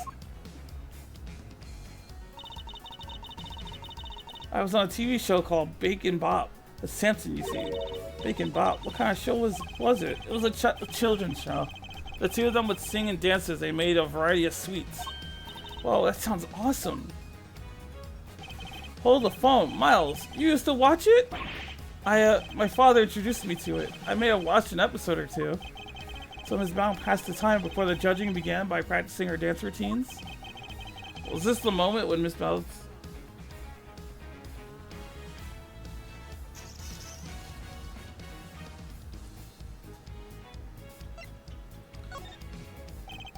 That can't have been the moment she did it. If we're listening carefully to what she says.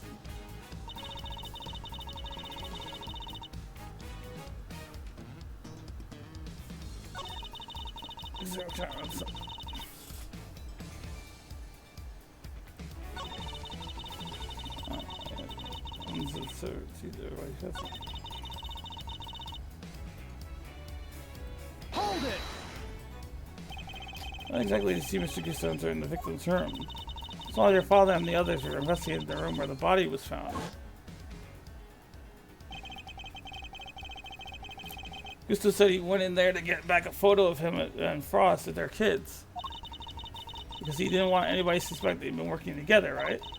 Pretty sloppy if I had to get spotted, though. Definitely not great thief material. I think Mr. Gusto could live with that, to be honest. Mr. Gusto snuck into...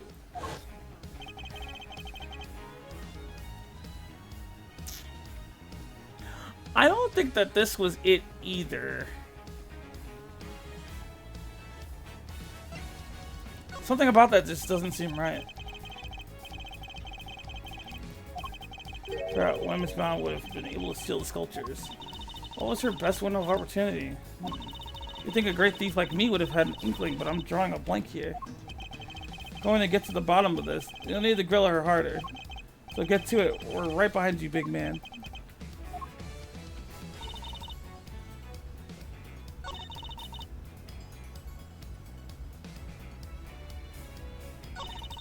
Sound before they're good. Hold it! Were you the only one who was able to move around freely during the judging? Well, I wouldn't say freely exactly, but I was able to move around more easily than the contestants, yes. Even so, I could hardly have spirited the sculptures away while Samson was standing right there, could I? And I ran straight up to change the film as soon as you asked me. I wouldn't have had time. So changing the film of the camera is requested by Chingaroa.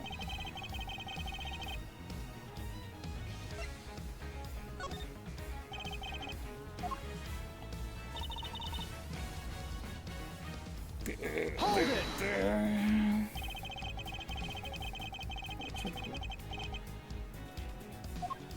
Yes, I heard the sound of something collapsing.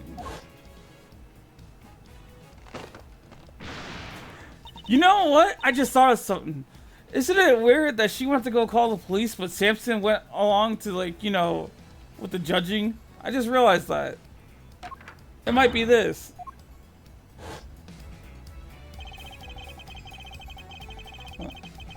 But one of the supports turned girl was still in Mr. Gusto's room when you found the body. So I'm fairly sure that was the case.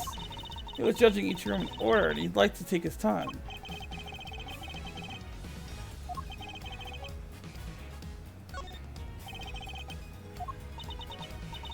I don't know, I've done that. By, well, great thief would have struggled to steal sculptures from then, Mr. Andrew.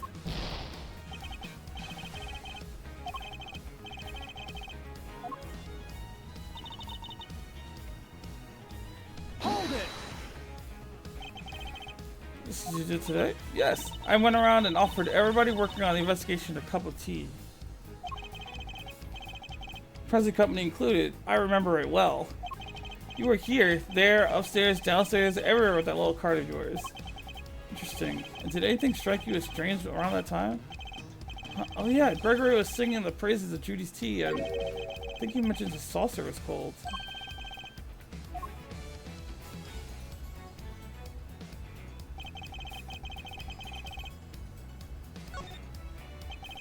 So, I believe this was when you stole the sculptures. To contradict you, but the fountain room was full of witnesses at that point, Mr. Fender included.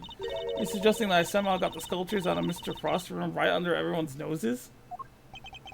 That is precisely what I'm suggesting. This Brown stole those ice sculptures, and she did it by hiding them here. Take that!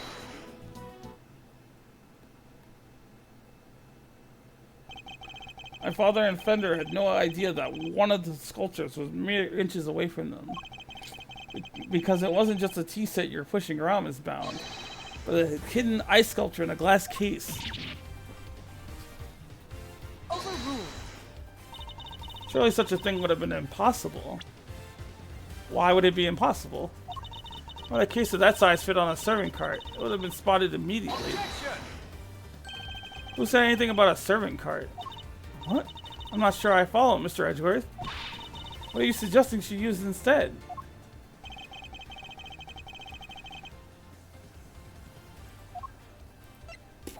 Take that! This is a lift cart. The cart that Miss Brown used to move the flavored ice sculptures out of Mr. Frost's room 18 years ago. And it would appear that the very same cart is still here with us in this fountain room.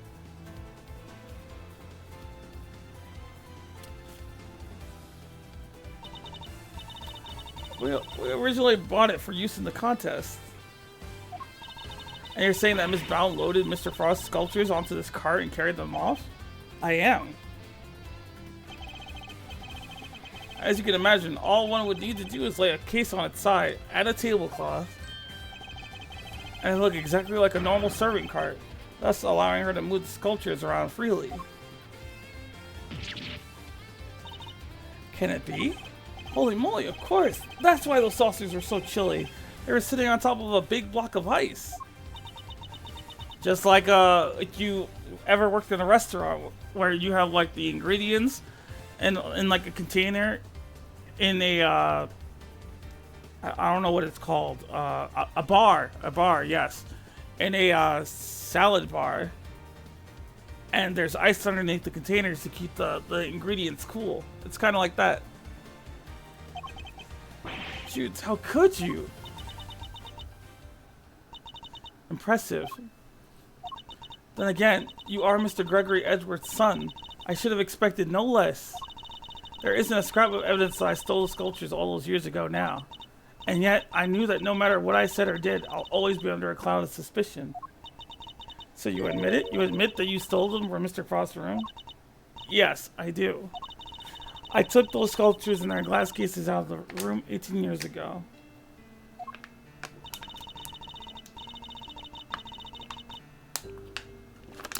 As Mr. Edgeworth correctly deduced, I dressed up the lift cart as a servant cart to do it. And slipped in and out of Mr. Frost's room while I was going around serving tea to everybody.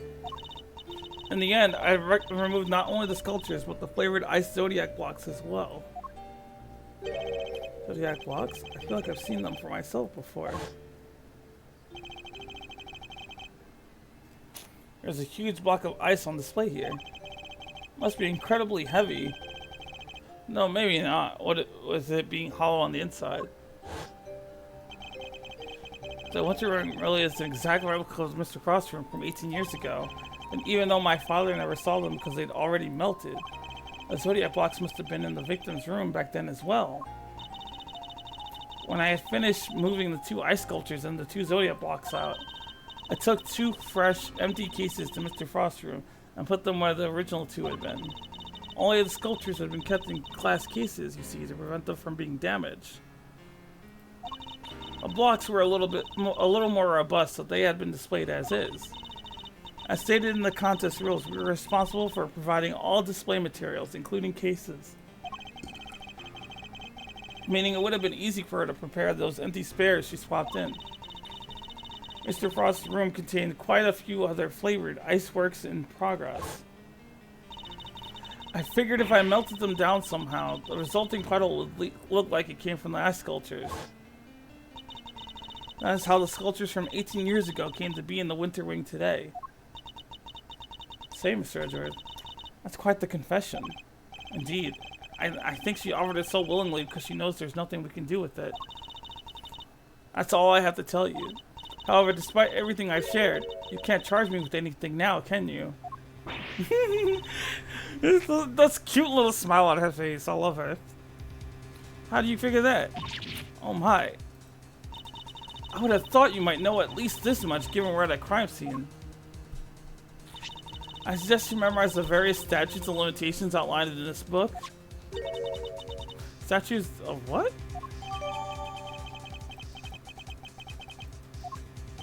Simply put, Kay, prosecutors only have a certain amount of time within which they can put a suspect on trial for a given crime. Let's take a closer look, shall we?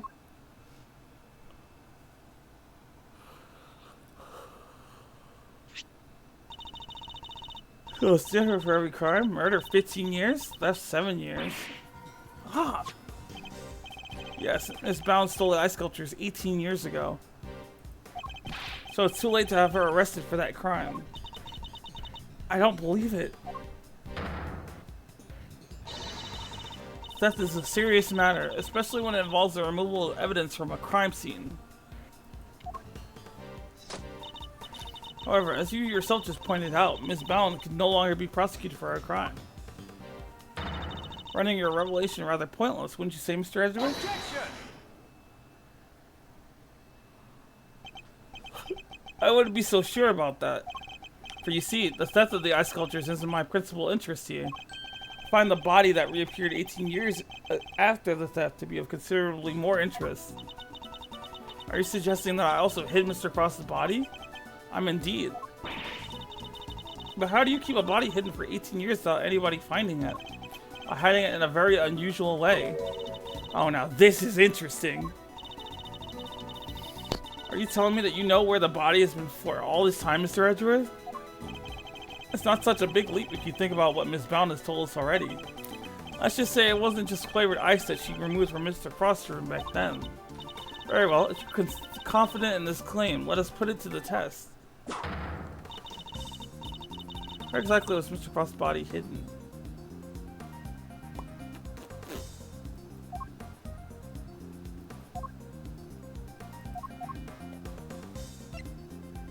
Take that! I took a shot in the dark. If I grab Mr. Frost's work and of the victim's body, Your Honor, you will have to forgive me, but I don't see what you mean. Where exactly in this photograph is Mr. Frost's body? The victim's body is hiding right here. Take that! The Gemini sculpture? Yes, it may look like a sculpture at first glance, but it is in fact Mr. Frost's corpse. What? Surely you can't be serious. I don't see anything in the photograph to support such a wild claim. Objection! That's because a certain piece of evidence was used to hide the body in plain sight. What piece of evidence might that be? The court demands that you present what was used to conceal the body. Oh, I thought that was gonna... Take that! One of the cloths from in the autumn wing. Yes, when it's made to glow in just the right way, it's so visually convincing, you might mistake it for ice. Isn't that right, Miss Cohen? Well, yes, dear, but you can make it look like just about anything, really, even blazing fire. Add the right shade of blue would make it look like ice. Yes, exactly like it, in fact. Overruled. Is it not the case that a certain special device is needed to generate those colors, though? Objection! If you would care to take another look at the photograph of the Winter Wing, Your Honor. You notice that there is a small box connected to the bottom of the Gemini display case. That's one of the very light-emitting devices in question. Detective Gumshoe even confirmed its presence. In fact, this particular device went missing 18 years ago. Back then, it was no doubt firmly connected to the cloth inside the display case. Which means Miss Bound had no choice but to take it with her when she removed the sculpture. So you see, this cloth and the light-emitting device are being used to create the illusion that Mr. Frost's body was, in fact, a statue carved from ice. No, but this can't be! Wait, so you're telling me that when we took that photo of us in the Winter Wing, yes, we were standing right in front of the body. That's wild. That's absolutely wild. But the body and the cloth were both recovered from the fountain. Why were they found there if the body was supposed to be in the Winter Wing disguised as a sculpture? Objection! Because there would have been no mystery as to how the body had been hidden if we had found it as is. Miss Bound needed to remove Mr. Frost from the Winter Wing in order to throw us off the scent. Overruled. Ridiculous. I don't recall her sneaking around behind our backs to throw a body in the fountain. No, and she didn't need to, because she had another method at her disposal. Our trusty lift cart. The same cart that had proved so useful in executing her original theft. I believe she wheeled the body into one of the other wings and floated it down the street into the fountain. That frozen body, being quite solid, probably got stuck somewhere along the way. Which is why only the cloth appeared at first. The cloth Miss Scone discovered. And then the body followed afterwards, once it had thawed enough. It's an ingenious theory, Mr. Edgeworth. But can you prove that it was me? It seems a little unfair to expect me to accept your accusations without proof, don't you think? What about an eyewitness? You think someone might have spotted her when she was moving the body? As a matter of fact, I do. And the contradiction in the piece of evidence I was provided will shed light on exactly how Miss Bound moved the body as well. Oh, Mr. Edgeworth, do you have any evidence to support your allegation? Of course, I have a piece of very compelling proof right here. And my compelling proof is that I'm hitting the save button. I mean, I know what it is, but I might not know the exact order I have to show it in. Obviously, you have that person is bound acted as equal ends. Take that! More drawings? And is that me? Yes, Mr. Butts drew sketches of people as they passed through the fountain room. But what I'm interested in is the cart we can see here. Miss Bound's serving cart? What about it? You don't see it? She's using the same trick she used 18 years ago. Ergo, we know that Miss Bound was busy moving Mr. Frost's body when this picture is being drawn. What? If I may, I don't see Mr. Frost's body anywhere in that sketch. All I see is a picture of me delivering chocolates to everyone. Really? Then allow me to direct your attention to the color of the tablecloth, Miss Bound. I'd originally thought that Mr. Butts had made an error, but he's assured me that couldn't possibly be the case. This tablecloth appears to be light blue. Yes, a shade of tablecloth that Miss Bound doesn't seem to own. The cloth only appears to be light blue due to the body hiding just underneath. The shape of the cart is perfectly rectangular, just as one would expect. Surely it would be immediately obvious that the tablecloth was being draped directly over the body. Objection! Not that the body had been placed inside one of the hollow zodiac blocks in the Winter's wing. Place one of those on the lift cart and it'd easily pass muster as a regular serving cart, wouldn't you agree? Goddess of justice. Miss Bound, surely now you must admit that it was you who moved the body, just as you did 18 years ago. I didn't expect you to deduce all that from a single simple sketch. That sketch alone isn't really enough to prove your theory, is it? You needn't worry on that front. My case doesn't rest solely on Mr. Butts' artwork. Once you had disposed of the body, your serving cart became a simple lift cart once more. It's exactly what we discovered here in the fountain room. Without a serving cart, you had to find some place to put your chocolates. My chocolates? The one I was handing out? As we saw in the sketch, you had originally placed them on top of the cart. The chocolates you gave us came from your pocket. Oh yeah, mine was half melted. It was still super sweet and tasty though. Why did you suddenly feel the need to put the chocolates in your pocket, Mrs. Bound? It was because you no longer had a serving cart to put them on. That's why. One moment, please. You have explained what Miss Bound did with the chocolates in the lift cart. But what about the tablecloth? Where did it go? Gee, stashing the chocolates in her pocket was the only solution she could think of. Doubt Miss Bound had the time to dispose of an entire tablecloth. Oh, do you have an answer for me? Miss Bound didn't hide or dispose of the tablecloth jar. In fact, it's right here in front of us. Perhaps you would care to enlighten us. Where exactly is the tablecloth Miss Bound used to hide the body?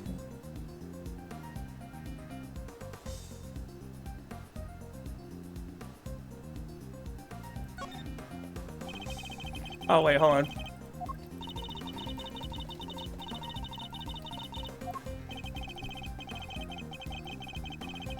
They gave me a little boo-boo there. I'm thinking back to the first time I ever met Judes. I remember her wrapping a tablecloth around her waist before getting down to work. Interesting. Thanks, Fender.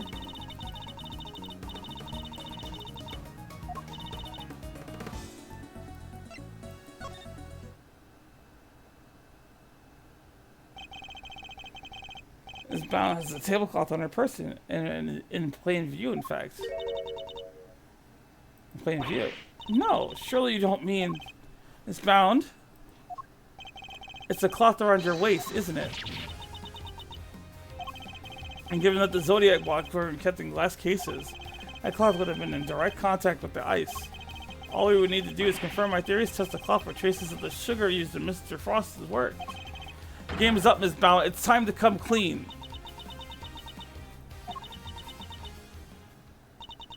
You won't need to test the tablecloth. Everything you said is true. I stole Delicia's Infesticide Ultra, and I moved Mr. Frost's body. It was me. It was all me. Delicia, I'm so sorry. Last week, I went into your bag and I took it. And then I put it in his pocket, hoping to make it look like he had tried to do himself in. I also made sure to leave no fingerprints but yours, just in case the police suspected foul play. Judy, you... Oh gosh. But Judes, why? Weren't we supposed to be on the same side, all fighting together to free Samson? We were, but I couldn't afford to get arrested. Not yet. Not until I'd finally proven that Samson is innocent. I always planned to give myself up in the end, I swear. I know it's easy to say that now, but why do it this way, though? It's not like you. I'm sorry, Mr. Fender. I've caused you so much trouble. I've been the guilty party all along, ever since that day 18 years ago. Trying to tell us that the true culprit is in the IS-7 incident was you? I committed a terrible crime. I took those sculptures, and I stole them for purely selfish reasons. The moment Mr. Frost died, they became more than mere entries in a confectionery contest. They became the final works of Samson's favorite artist. I couldn't allow them to just melt away, not before he came home. And that meant I couldn't let anybody near them, not even the police. So I hid them. I knew it was wrong, but I just had to. I put them in the cold storage room for safekeeping. What I had actually done was far worse than anything I could have possibly imagined. Because who would have thought that Mr. Frost's body itself was posing as one of the sculptures? So she didn't know about the body when she stole the sculptures. Samson is a kind man, a saint. He could never kill anybody, never.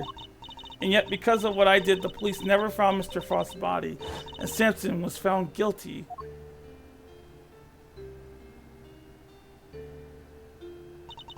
After all he'd done for me, he was my family, the only family I've ever had. He was the most important person in the entire world to me, and Judes. After his conviction, I was forced out of our home. I was finally able to return only a few days ago, and when I did, I went to the cold storage room to check up on the sculptures, and that's when I saw it. Mr. Frost's body. It had been there the whole time. Of course, by that point, the statute of limitations had expired.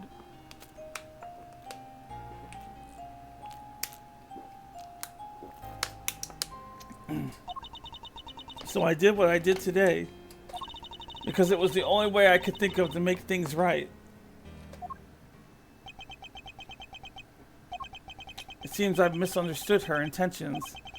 Everything she's done really has all been for Mr. Tangaroa's sake. Hey, what are you thinking about, Mr. Edgeworth? Something that's been puzzling me. Why did Miss Bound use poison gas? Why not a more reliable method? And why disguise the autumn wing as the winter wing? The only reason I can think of is to confuse someone who was here 18 years ago. Yeah, I wonder what she had in mind. She was trying to prove that Mr. Tangaroa is innocent. Miss Bound's ultimate goal must be to find the true killer. Should discover the identity of the true culprit? Misbound. Your ultimate aim was to see Mr. Tangaroa cleared of all charges, correct? And to that end, you had to expose the real killer and have the police find the body from 18 years ago.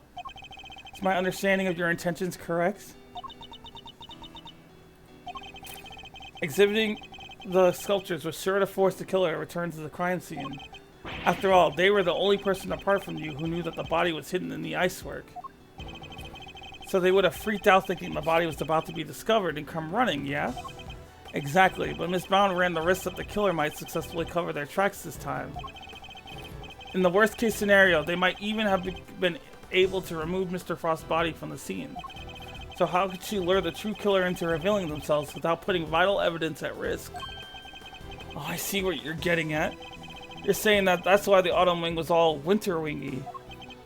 I am. You were betting on one thing, Miss Brown, weren't you? That whoever opened the Pisces case you had so carefully disguised as the Gemini case would be the real perpetrator of the IS-7 incident. No. But that would mean the real killer was... Enough! Not another word! Do you realize the implications of what you were saying, Mr. Edgeworth? Are you prepared to stand by the accusation you are clearly about to make? Miss Brown set a trap for Mr. Frost's killer, meaning that whoever found themselves caught in that trap is highly likely to be the guilty party. But I lack the evidence to support such an assertion. To accuse someone without any evidence is not to be done lightly, so... Should I really go ahead and make my accusation and name Mr. Frost's killer nonetheless? My ultimate goal is to see the truth exposed. To do that, I need to seize the moment. Yes, Judge Gavel, I'm prepared to stand behind my accusation. I know exactly who is to blame for the IS-7 incident. Take that! Mr. Gusto, the victim of the poison gas attack, is the perpetrator behind the IS-7 incident? Gusty? Mr. Gusto. Ms. Bounds, as we have established, you knew that the opening of the gallery would lure in the real culprit, and you set up the poison gas trap in order to catch them. Do you dispute the facts thus far? You're a very impressive man, Mr. Edgeworth, just like your father. And of course, you're absolutely right. Then perhaps you could tell us exactly what happened in your own words. Of course, I have nothing to hide anymore. So I might as well... What? Did I bring another water? I did bring another water in here. I'm such a genius. So I might as well tell you everything. As you said, I set a trap here in the gallery to try and catch Mr. Frost's killer. Before we opened, I made sure that the door to the Autumn Wing was the only one that was unlocked. When opening time came, I went around to unlock the...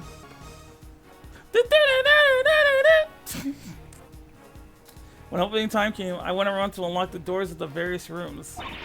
I found that the Autumn Wing had been locked from the inside. The killer is on the other side of the door. I thought, well, it frightened me. And then she simply walked away, leaving him to fall victim to her poison gas trap. See, this is why I love Judy. Judy is like the best character in like out of all the female characters in this game, out of all the women, she has to be my favorite because she stood on business. And then she simply walked away. When I heard that Mr. Gusto was being treated for gas inhalation, that's when I knew he was the murderer. All that was left was for the police to find Mr. Frost's body, and then Sansa would finally be proven innocent. At least, that was my plan.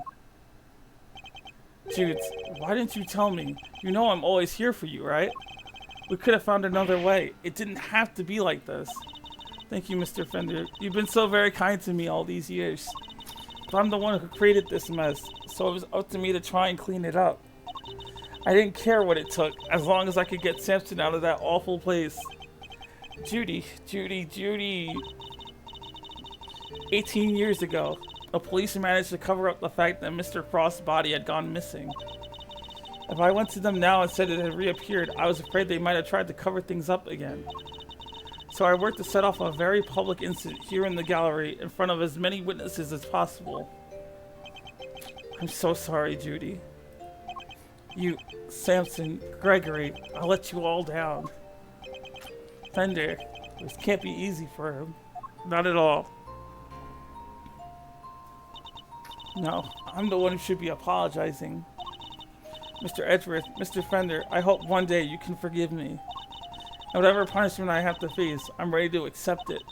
But please, if I may ask one thing of you, it's that you simply must clear Samson's name.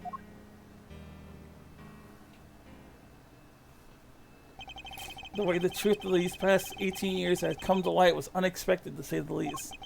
And yet, it had only set us down a path towards an even more shocking end. I love her so much. She's such a queen. That's a good enough place to end it. I mean, technically, we could finish out the chapter, but I don't know how long that's gonna take for real. Because if I remember correctly, that next part is actually really long, and yeah, no, we're gonna end it here for today. Woo! Can't wait for next week. Next week is gonna be wild. But that's then. This is now, and I'd like to thank everyone once again for stopping by today. Man, this has been a roller coaster of plot twists and emotions. Almost cried twice, not gonna lie. Judy Bound is probably one of the best written characters, and her story is definitely too tragic for me to convey in words. But hopefully, she finds peace in the end, because Lord knows that she deserves it. Because it's probably been eating away at her like for the past 18 years. But that's a story that's gonna conclude next week, next Friday. You know, Faraday Friday. We gotta keep the tradition going. Thank you, the Ace Attorney Twitter account, for that wonderful suggestion. But that is then. This is now on. Until we meet again, I have been your host for this evening, Azrael Kurunushi, the greatest ringmaster of Grace the Square Screen. Your king of clowns, your juster of justice, Mr. as real as it gets. And until we meet again, everyone, thanks for watching. Take care and goodbye for now.